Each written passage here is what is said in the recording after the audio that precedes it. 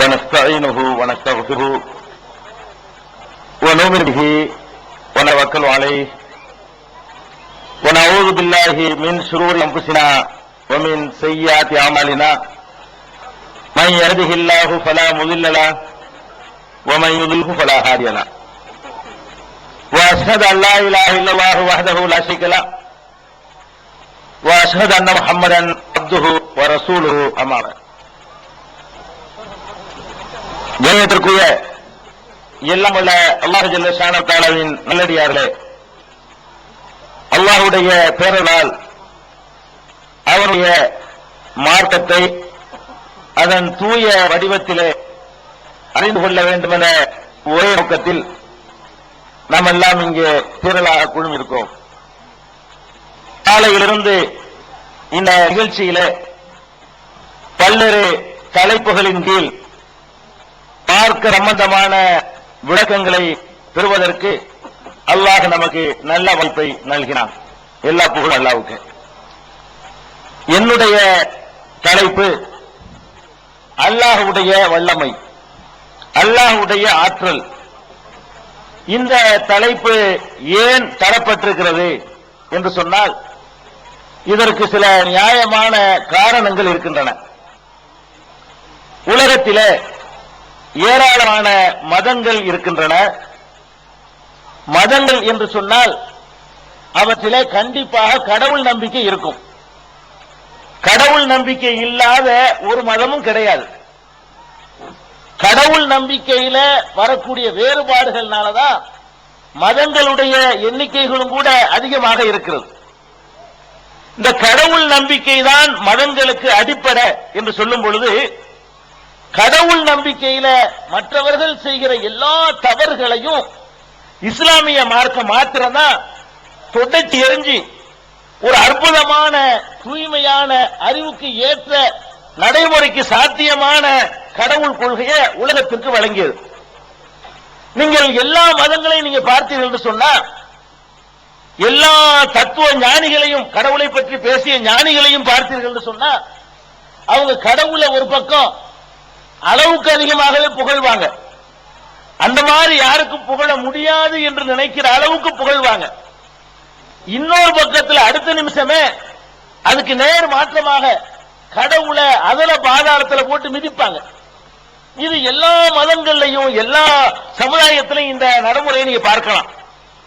கடவுளை பற்றி திருவள்ளுவர் நீங்க எல்லாம் கேள்விப்பட்டிருக்கிறீங்க.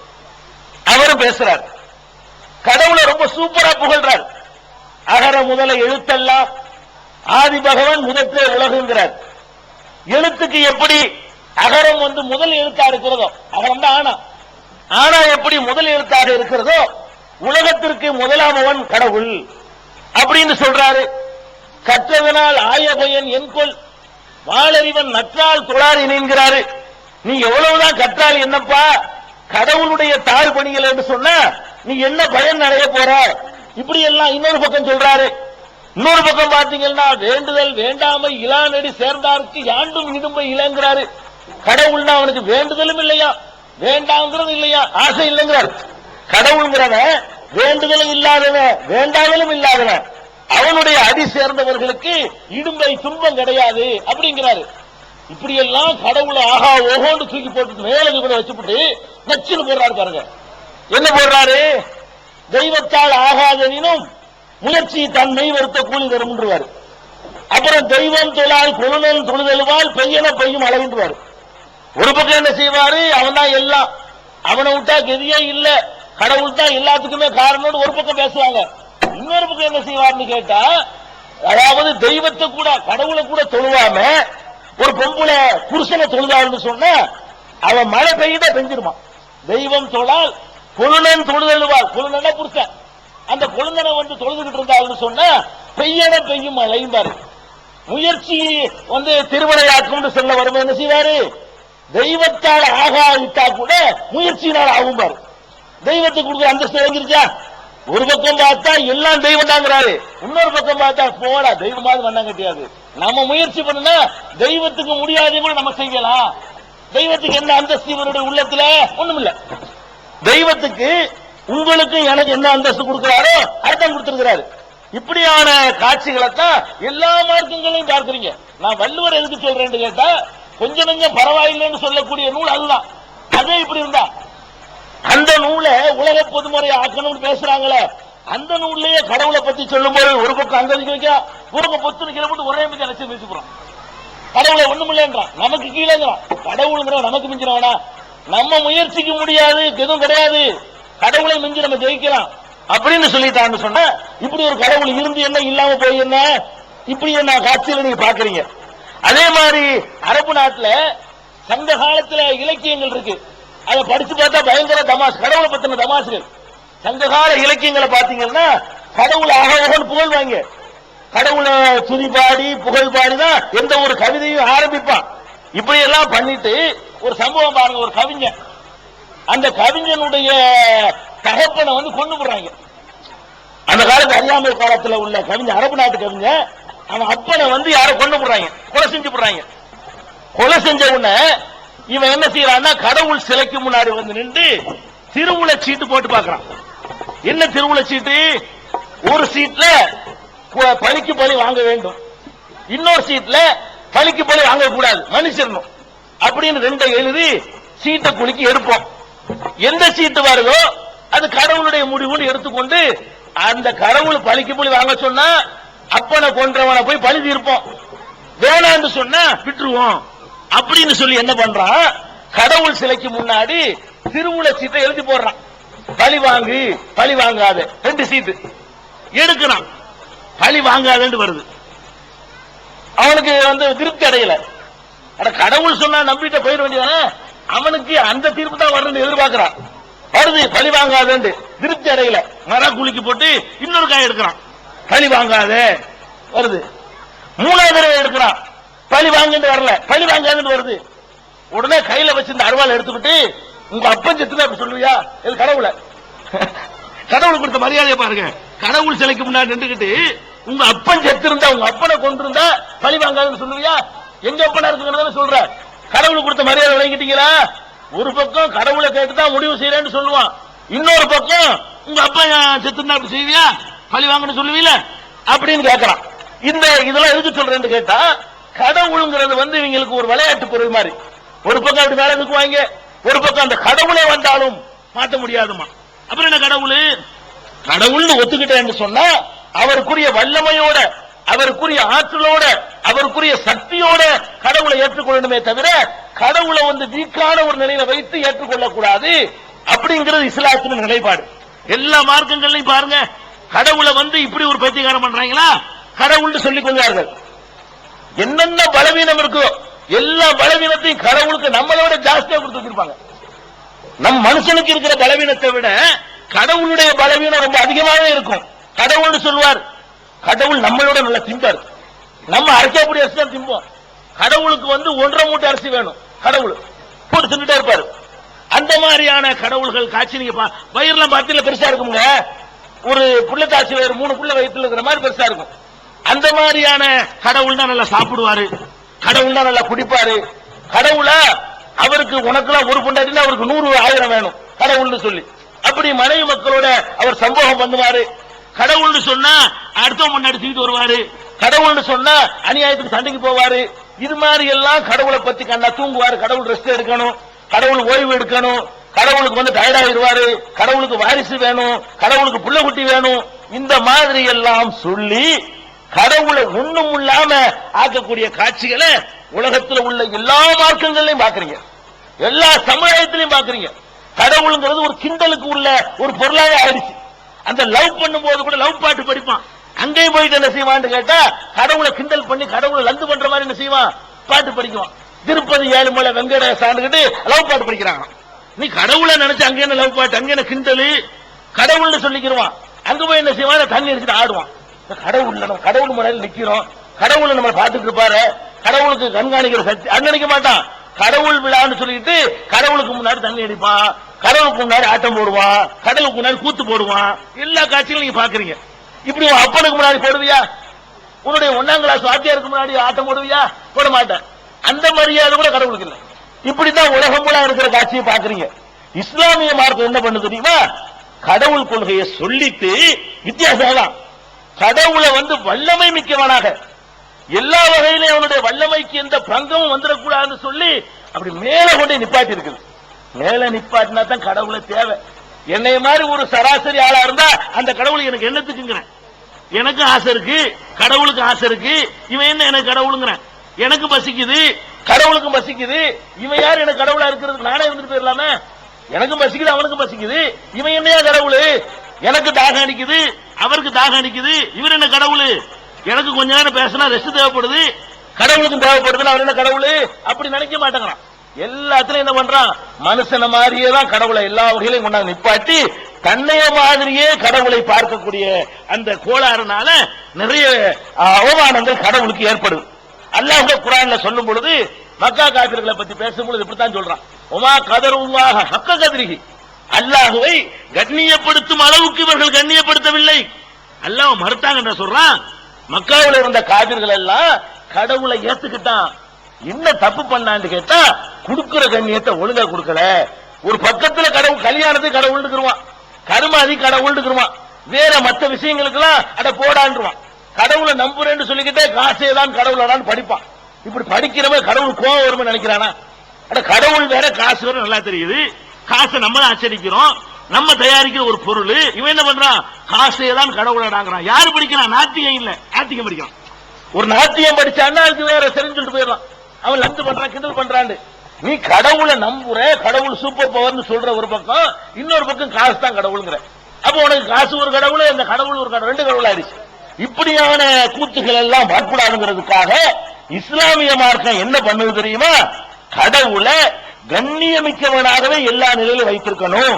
கடவுளுடைய அந்தஸ்துக்கு, கடவுளுடைய தகுதிக்கு, கடவுளுடைய மதிப்புக்கு எல் முனை அளவு கூட குறை வைத்து விடக் கூடாது என்பதில் கவனமாயிருந்த ஒரே மார்க்கம் இஸ்லாமிய மார்க்கம். அந்த மார்க்கத்தில் வந்த நாம் கடவுளை எல்லா வகையிலும் கண்ணியப்படுத்துகிறோமா? அதுக்காக இந்த பேச்சுகளை பேசுறோம். கடவுளுடைய வல்லமையை வல்லமை மிக்கவனாக கடவுளை கருதணுமே தவிர கடவுளை ஒண்ணுக்கும் இல்லாத ஒரு பார்த்தா இவங்களுடைய நடவடிக்கைகளை கவனிச்சு பார்த்தோம்னு சொன்னா இதெல்லாம் பார்க்கும் கடவுளை தேவையில்லை என்ற முடிவுக்கு வந்துடலாம். எதுக்கு இந்த கடவுள் தேவை? மழைக்கு இந்த அவர் இருக்காரு, வெயிலுக்கு இவர் இருக்கிறாரு, பாஸ்போர்ட்டுக்கு அவர் இருக்காரு, விசாவுக்கு இவர் இருக்கிறாரு, நோய் தீக்கிறதுக்கு இவர் இருக்கிறாரு. அப்புறம் கடவுள் அவர் எதுக்கு ஒரு ஆளு தேவையில்லைன்னு இவங்க பண்ணி நம்ம ஆளுங்க பண்ணி வச்சுக்கிற கூத்துக்களை பார்த்தோம்னு சொன்னா கடவுளுக்கு வேலை இல்லாம ஆகிட்டாங்க. ஆனா கடவுள் அல்லாஹ் குர்ஆன்ல தன்னை பத்தி எப்படி சொல்றான்? 24 hours வேலை செய்யற ஒரே ஆள் நான் தாங்கிறான். குல்ல யௌமின் ஹுவ ஃபீ ஷான், ஒவ்வொரு நாளும் அவன் வேலையிலே இருந்து கொண்டிருக்கிறான். உலகத்தில் உள்ளவெல்லாம் என்ன செய்யறான்? கடவுளை வேலையத்தவனாக்குறான். கடவுளுக்கு எந்த வேலையும் கிடையாது. நீ பாட்டுக்கு போட்டு தூங்குயா, அவன் வேலையை பார்த்துக்கிறான்னு சொல்லிட்டு இலாக்காவெல்லாம் பிரிச்சு கடவுளை இந்திய நாடு ஜனாதிபதி மாதிரி ஆக்கிவிட்டாங்க. ஒரு அதிகாரமும் கிடையாது. அந்த மாதிரி ஆக்கிவிட்டான் கடவுள். ஒரு பக்கம் பாக்குறோம். அல்லாஹ் என்ன சொல்றான் குர்ஆன்ல? குல்ல யௌமின் ஹுவ ஃபீ ஷான், அவன் ஒவ்வொரு நாளும் அவனுக்கு அலுவல் இருந்து கொண்டே இருக்கிறது. ஒவ்வொரு வினாடியும் அலுவல், ஒவ்வொரு நேரம் மணி நேரமும் அலுவல், ஒவ்வொரு வாரத்திலையும் அலுவல், ஒவ்வொரு மாசத்திலையும் அலுவல், 365 நாளும் வேலை செய்யக்கூடியவனாக கடவுள் இருக்கிறான் என்று சொல்லக்கூடிய ஒரே மார்க்கம் இஸ்லாமிய மார்க்கம். அப்ப கடவுளுடைய ஆற்றலையும் வல்லமையையும் இதயத்தில் நம்ம ஆழமாக பதிய வைத்துக் கொண்டோம் சொன்னா கடவுள் சம்பந்தமான குழப்பங்கள், கோளாறுகள், கடவுள் சம்பந்தமாக நமக்குள்ள வரக்கூடிய கருத்து வேறுபாடுகள் எல்லாமே எடுபட்டு போயிடும். அதுக்கு முன்னாடி சில விஷயங்களை நீங்க புரிந்து கொள்ளணும். கடவுளை பற்றி பகுத்தறிவு ரீதியாக சில விஷயங்களை சொன்ன பிறகுதான் உங்களுடைய நடவடிக்கைக்கு நான் வரப்போறேன். கடவுளை எப்படி எல்லாம் அவமானப்படுத்துறீங்க, எப்படிப்பட்ட கடவுளை எந்த மாதிரி ஆக்கிப்பட்டீங்கிறத நான் அந்த இடத்துல சொல்லிக்கிறேன். இப்ப சொல்ல வேண்டிய விஷயம் என்னன்னு கேட்டா, நம்ம ஒருத்தனை கடவுள் ஏத்துக்கொண்டிருக்கோம். ஏத்துக்கிட்டோம்னா நெசமாவே மனசுக்குள்ள அல்லாஹ் நம்பி நீங்க ஏத்துக்கணும். உங்க அத்தா சொன்னதுக்காக நீங்க ஏத்துக்கிற கூடாது, உங்க அம்மா சொன்னதுக்காக நீங்க ஏத்துக்கிற கூடாது, உங்களுடைய ஊர்ல அஜர்த்து சொல்லி தந்தா இருக்கிறதுக்காக ஏத்துக்கிற கூடாது. நீங்களாகவே விளங்கி ஆராய்ந்து கடவுளை ஏற்றுக்கொள்ளணும். அல்லாஹ் அப்படித்தான் உங்கள்ட்ட எதிர்பார்க்கிறான். இந்த குருட்டுத்தனமான நம்பிக்கை அல்லாஹ் எதிர்பார்க்கல. இதா விக்கிரு பி ஆயாத்தி ரப்பிஹிம் லம் யகிரு அலைஹா சும்மம் வ உம்யானா, அல்லாஹ்வுடைய வசனங்களை கொண்டு அவர்களுக்கு அறிவுரை சொல்லப்பட்டாலும் குருடர்களாக செவிடர்களாக விழமாட்டார்கள், சிந்திப்பார்கள் அப்படின்னு சொல்லி அல்லாஹ் ரப்புல் ஆலமீன் நமக்கு சொல்லி தர்றான். அல்லாஹ்வை நம்புறதுக்கு கூட அல்லாஹ் என்ன பண்றான்னு கேட்டா ஆராய்ச்சி பண்ணி பாருங்க. அல்லதீன யத்தஃபக்கரூன ஃபீ ஹல்கி ஸமாவாத்தி வல் அர்த், இந்த வானம் எவ்வாறு படைக்கப்பட்டிருக்கிறது, பூமி எவ்வாறு படைக்கப்பட்டிருக்கிறது என்பதை எல்லாம் சிந்தித்து விட்டு ரப்பனா மா ஹலக்த ஹாதா பாத்திலா, இறைவா இதை நீ வீணுக்கு படைக்கவில்லை என்று சொல்வார்கள். நம்ம எப்படி சொல்லணுமா?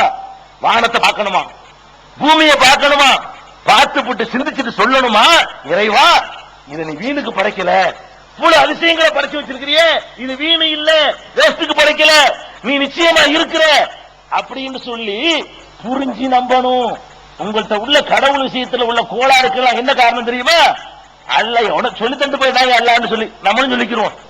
அந்த அளவுக்கு தான் அல்லாஹ்வுக்கு இடம் இருக்கே தவிர அல்லாஹ் இருக்கிறாங்கிறத 10% 100% நம்ம நம்புறோமா? இல்ல, விளங்கி நம்புறது இல்ல, ஆராய்ச்சி பண்ணி நம்புறது இல்ல. முதல்ல அல்லாஹ் இருக்கிறான் என்பதை நம்பி அவனுடைய வல்லமை புரிஞ்சிக்க. அது எப்படி புரிஞ்சுக்கிறது? அல்லாஹ் இருக்கிறாங்கிறத புரிஞ்சுக்கிறதுக்கு கூட அல்லாஹ் குர்ஆன்ல நமக்கு வழி சொல்லி தர்றான். அல்லாஹ் இருக்கிறான்ல, இருக்கிறான்னு எப்படி நம்புறது? நம்ம பார்க்கல. அல்லாஹ்வை பார்த்த யாரும் நம்மகிட்ட வந்து சொல்லல. நபிகள் நாயகமாவது அல்லாஹ் பார்த்தாங்களா? அவங்களும் கூட பார்க்கல. அவங்க அல்லாஹ்ட்ட உரையாடல் தான் நடத்தினாங்க. மேராஜ்ல பேச்சுவார்த்தை நடந்துச்சே தவிர அல்லாஹ்வை பார்க்கல. கேட்கிறாங்க சஹாபாக்கள், ஹல் ரஅய்த ரப்பக, உங்கள் இறைவனை நீங்கள் பார்த்திருக்கிறீர்களா? அப்ப ரசூல் ஸல்லல்லாஹு அலைஹி வஸல்லம் சொல்றாங்க, வஹுவ நூருன் அன்னா உராஹு, அவன் ஒளிமயமானவன், அவனை நான் எப்படி பார்க்க முடியும்? அவங்களும் பார்க்கல. ஆயிஷா ராணி சொல்றாங்க, யார் ஒருவன் முஹம்மது ஸல்லல்லாஹு அலைஹி வஸல்லம் அவர்கள் அல்லாஹ்வை பார்த்ததாக சொல்கிறானோ அவன் பொய் சொல்கிறான், இட்டுக்கட்டி சொல்கிறான் என்று அன்னை ஆயிஷா சித்திகா ரலியல்லாஹு அன்ஹா அவர்கள் சொன்ன செய்தி புகாரி, முஸ்லிம் உள்ளிட்ட பல ஆதாரப்பூர்வமான நூல்கள்ல பார்க்கிறோம். அப்ப அல்லாஹ்வை நம்மளும் பார்க்கல, ரசூல் ஸல்லல்லாஹு அலைஹி வஸல்லம் பார்க்கல, அதுக்கு முந்தி வந்த நபிமார்கள் பார்க்கல, மூசா நபி கூட உரையாடல் தான் பண்ணாரே தவிர அவரும் கூட அல்லாஹ்வை பார்க்கல. இப்ராஹிம் நபி அல்லாஹ்வுக்கு ஃப்ரெண்ட், அவரும் பார்க்கல. இத்தஹதல்லாஹு இப்ராஹிம கலீலா, இப்ராஹிம் அல்லாஹ் கலீலாக்கிட்டான், தோழராக்கிட்டான், நண்பராக்கிட்டான் அப்படின்னு குர்ஆன்ல அல்லாஹ் சொல்றான். அவங்க அல்லாஹ்வை பார்க்கல. அப்ப அல்லாஹ்வை பார்க்காம இருக்கும் பொழுது இருக்கிறான் எப்படி நம்புனீங்க? எப்படிங்க நம்புனீங்க? பெரிய ஆராய்ச்சி பண்ணி பார்த்து உலக மதங்களை எல்லாம் ஆய்வு செஞ்சு அதுல உள்ள கோளாறுகள் எல்லாம் கண்டுபிடிச்சு அப்படித்தான் நீங்க வந்தீங்களா? இல்ல, என்னமோ ஒரு பை சான்ஸ் ஓடியாந்துட்டோம். அல்லாஹ் ஒரு அதிர்ஷ்டம் பண்ணிட்டான், நமக்கு ஒரு அதிர்ஷ்டமான வாய்ப்பை தந்துட்டான். அப்துல் காதருக்கு பாத்திமாவுக்கு பிறந்ததுனால நம்ம இங்கிட்டு ஓடியாந்துட்டோம். என்ன கந்தசாமிக்கு முத்துலட்சுமிக்கு பிறந்திருந்தா நம்ம இங்க உட்கார்ந்துருக்க மாட்டோம். பிறப்படிப்படியில் என்னமோ ஒடியாந்துருச்சு, நம்ம அப்பவும் மாட்டாங்க ஒழுங்கான ஒரு முடிவு எடுத்துட்டான். அது தலைமுறையா ஒடியாந்துகிட்டு இருக்க தவிர நம்ம யாரும் விளங்கி வரல. விளங்கி வராட்டா கூட இன்னைக்கு விளங்கி அந்த நம்பிக்கையை புதுப்பித்துக் கொள்ள முடியும், அந்த நம்பிக்கையை வலுப்படுத்திக் கொள்ள முடியும்.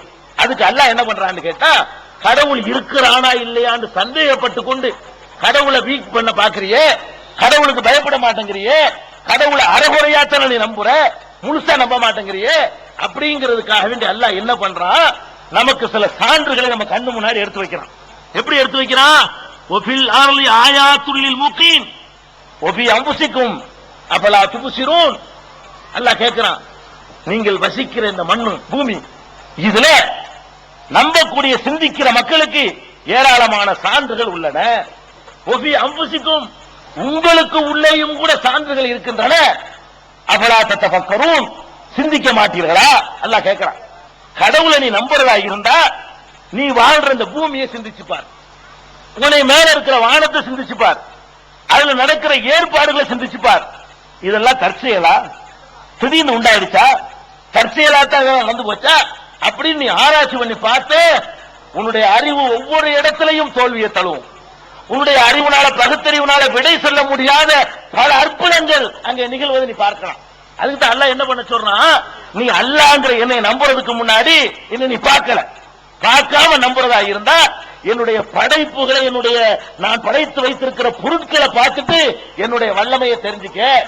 இப்ப நீங்க பில்கேட்ஸ் ஒருத்தர் இருக்கான், உலகத்தில் அவனா பெரிய பணக்காரன். அவன் தான் சில சாப்ட்வேர்களை தயாரித்து அவன் கம்ப்யூட்டர் துறையில் எங்கேயோ போயிட்டான். ஒரு கம்ப்யூட்டர் நம்ம யூஸ் பண்ணும்போது, ஒரு விண்டோஸ் யூஸ் பண்ணும் பொழுது, ஒரு டாஷ் ப்ரோக்ராம் யூஸ் பண்ணும் பொழுது நமக்கு என்ன தெரியுது? அவனை நம்ம பார்க்கல. ஆனா இதை செஞ்சவன் லேசுப்பட்டவன் இல்ல, அது இல்லையா? நீங்க அவனை பில்கேட்ஸை பார்க்கல, என்ன விளங்குறீங்க? அந்த பொருளை பார்த்துட்டு இதை லேசுப்பட்டவன் செஞ்சிருக்க முடியாது, பயங்கரமான ஒருத்தனா பண்ணிருக்கணும், சரியான மூளை இருக்கணும் அவனுக்கு அப்படின்னு நினைக்கிறீங்களா இல்லையா? இந்த சுழலுகிற மின் விசிறிய பாக்குறீங்க, இது என்ன தற்செயலா? இல்ல. மின் விசிறிய பார்க்கும் பொழுது என்ன இப்படி நம்ம 2 விசிறோட கை வலிக்குது, இது பாட்டுக்கு வீசிக்கிட்டே இருக்குது, இதை கண்டுபிடிச்சு நம்ம கை வலிக்காம குறைஞ்ச செலவுல இப்படி சுத்த விட்டுருக்கானுல, இவன் லேசப்பட்ட ஆளாவா இருப்பான். இதை கண்டுபிடிச்ச எவ்வளவு பெரிய மூளை இருக்கு. அவன் நம்ம பார்த்தது இல்ல, பார்க்காட்டாலும் பார்க்கலங்கிறதுனால இந்த ஃபேனை தன்னால உண்டானுச்சு சொல்ல போறோம்? சொல்ல மாட்டோம். ஃபேனை பார்க்கிறோம், இந்த ஃபேன்ல உள்ள வல்லமையை பார்க்கிறோம். இதை கண்டிப்பா ஒருத்தன் செஞ்சிருக்கணும். அதுவும் லேசுப்பட்டவன் செஞ்சிருக்க முடியாது, கொஞ்சம் விவரமான ஒருத்தன் செஞ்சிருக்கணும். நான் இங்க பேசுறேன், அங்க உள்ள ஒரு பெட்டியில வருது, அதை பாக்குறீங்க.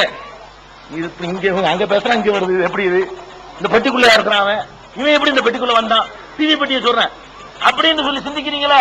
அப்ப உங்களுக்கு என்ன தெரியுது? இந்த பெட்டியை தயாரிச்சவன் ஒருத்தன் இருக்கிறான். அவனை நான் பார்க்காம இருக்கலாம், ஆனா இருக்கிறான், கண்டிப்பா இருந்திருக்கிறான். அவன் வேறமானவன். விளங்குறமா இல்லையா? அல்லாஹ் என்ன சொல்றான்னு கேட்டா, அடே நீ பொருள்களை பார்த்துட்டு பொருள்களை தயாரிச்சவனுக்கு விளங்குறியா இல்லையா? நீ வாழ்ற பூமியை பத்தி என்னைக்காவது சிந்திச்சு பாத்தியா? நீ திங்கிற சோத்தை பத்தி சிந்திச்சு பாத்தியா? உனக்கு மேல சுழன்று கொண்டிருக்கிற கோள்களை பற்றி சிந்திச்சு பாத்தியா? வானத்தை சிந்திச்சு பாத்தியா? மேகத்தை சிந்திச்சியா? அதுல இருந்து மழை எப்படி கொண்டு சிந்திச்சு பாத்தியா? அந்த இயக்கங்களை சிந்திச்சு பார்த்தேன்னு சொன்னா கண்டிப்பா நீ விளங்குவே ஒரு சூப்பர் பவர், சர்வ வல்லமை உள்ளவன், நினைத்ததை எல்லாம் சாதித்து முடிக்கக்கூடிய ஒருத்தன் இருக்கிறான் என்று விளங்கிக் கொள்வாய். இப்படி சொல்லக்கூடிய மார்க்க இஸ்லாம். இஸ்லாம் எப்படி நம்ப சொல்லுதுன்னு கேட்டா, ஆய்வு பண்ண சொல்லுது. எப்படி ஆய்வு பண்றோம்? இப்ப எடுத்துக்கிறோம், உங்களுக்கு புரிஞ்ச பெரிய ஆய்வுகள போகல, ரொம்ப எளிமையான எல்லாருக்கும் தெரிஞ்ச சில உண்மைகளை தான் உங்களுக்கு நான் சொல்ல போறேன். இப்ப நீங்க காலண்டர் தயாரிக்கலாம், டெய்லி சீட்டு. அதுல எடுத்து பாத்தீங்கன்னா என்னைக்கு சூரிய கிரகணம் ஏற்படும், என்னைக்கு வால் நட்சத்திரம் வரும், சந்திர கிரகணம் என்னைக்கு ஏற்படும், இதெல்லாம் உங்க காலண்டர்ல நீங்க பாக்குறீங்க. பிப்ரவரி மாசத்துல எடுத்து பார்த்தா பிப்ரவரியில என்ன நடக்கும் அவ்வளவு போடுவான், மார்ச்ல என்ன நடக்கும் இன்னைக்கு பார்த்து சொல்ல முடியுது. அப்ப இன்னென்ன மாசத்துல இன்னென்ன மாற்றங்கள் ஏற்படும் என்பதை மனுஷன் சொல்றான். எப்படி சொல்றான்? எதனால சொல்ல முடிஞ்சிச்சு? அது ஒரு சீரான ஒரு இயக்கத்துல உலகம் இயங்குறதுனால சொல்ல முடிஞ்சு. உலகத்தினுடைய இயக்கம் இருக்குத தாறுமாறா ஓடல, கண்ணா பின்னாண்டு ஓடல, ஒரே சீரா ஒரே மாதிரி ஒரு திட்டமிட்ட ஒரு பாதையை வகுத்துக் கொண்டு அந்த பாதைக்குள்ளேயே திருப்பி திருப்பி திருப்பி திருப்பி சுழன்று கொண்டிருக்கிற காரணத்தினாலதான் எப்பப்ப என்ன வருங்கிறத 2001 இன்னைக்கு இருக்கிறோம், 3001 எத்தனை சந்திர கிரகணம் வரும் இன்னைக்கு சொல்ல முடியும். இன்னைக்கு சொல்ல முடியும், சொன்னபடி நடக்கும். 3001 எத்தனை சூரிய கிரகணம் வரும் சொல்ல முடியும். அது எந்தெந்த ஊர்ல தெரியும் சொல்ல முடியும். எவ்வளவு நேரத்துக்கு தெரியும் சொல்ல முடியும். எந்த ஊர்ல எவ்வளவு வினாடி நீடிக்கும் அது சொல்ல முடியும். கொஞ்சம் சூரிய கிரகணம் எந்த ஊர்ல சொல்ல முடியும். எந்தெந்த ஊருக்கு சூரிய கிரகணம் தென்படாது சொல்ல முடியும். எப்போ உள்ள சொல்ல முடியும்? 3001 நடக்கக்கூடியத இன்றைக்கு நம்மால் சொல்ல முடியும். அந்த அளவுக்கு இந்த கணிதங்களை கருத்து வச்சிருக்கான் மனுஷன். எதனால சொல்ல முடியுது? அதான் நீங்க சிந்திக்கிறீங்க. எதனால சொல்ல முடியுது? இந்த சூரிய சந்திர ஓட்டங்கள் இருக்குது, அதனுடைய ஓட்டங்கள் ஒரு சீரான ஒரு தூரத்தை கணக்கு பண்ணி வச்சிருக்கான். அந்த ரூட்ல தான் அது ஓடிக்கிட்டே இருக்கும். ஜனவரியில இந்த 90 ஜனவரியில இங்க இருக்கும், 91 ஜனவரியில இங்க இருக்கும், 94 வருஷத்துக்கு ரவுண்ட் பண்ணிட்டு வருது. அப்ப அந்த மாதிரி அந்த லீப்பு சாதா வருஷம் பிரிக்கிறான். ஒரு 4 வருஷம் முடியும் பொழுது பழையபடி அதே மாதிரியான ரொட்டேஷன் நோக்கி இந்த பூமி திரும்பிடுது. அதனாலதான் ஒவ்வொரு நாளுடைய தொழுகை நேரத்தை இன்னைக்கே கணிக்கிறோம். என்னென்ன சந்திரத்துல மாறுதல் ஏற்பட போகுதோ அதெல்லாம் கணிக்கிறோம். அப்ப இதுல நம்ம என்ன விளங்கணும்னு கேட்டா, இது இயற்கையானது இல்ல, இது தற்செயலானது இல்ல. எவனோ ஒருத்தர் திட்டமிட்டு இயக்கி கொண்டிருந்தால் அது எப்படி நடக்குமோ அப்படி நடக்குது. இன்னும் சொல்ல போனா எல்லாத்துக்குமே ஈர்ப்பு விஷயங்க.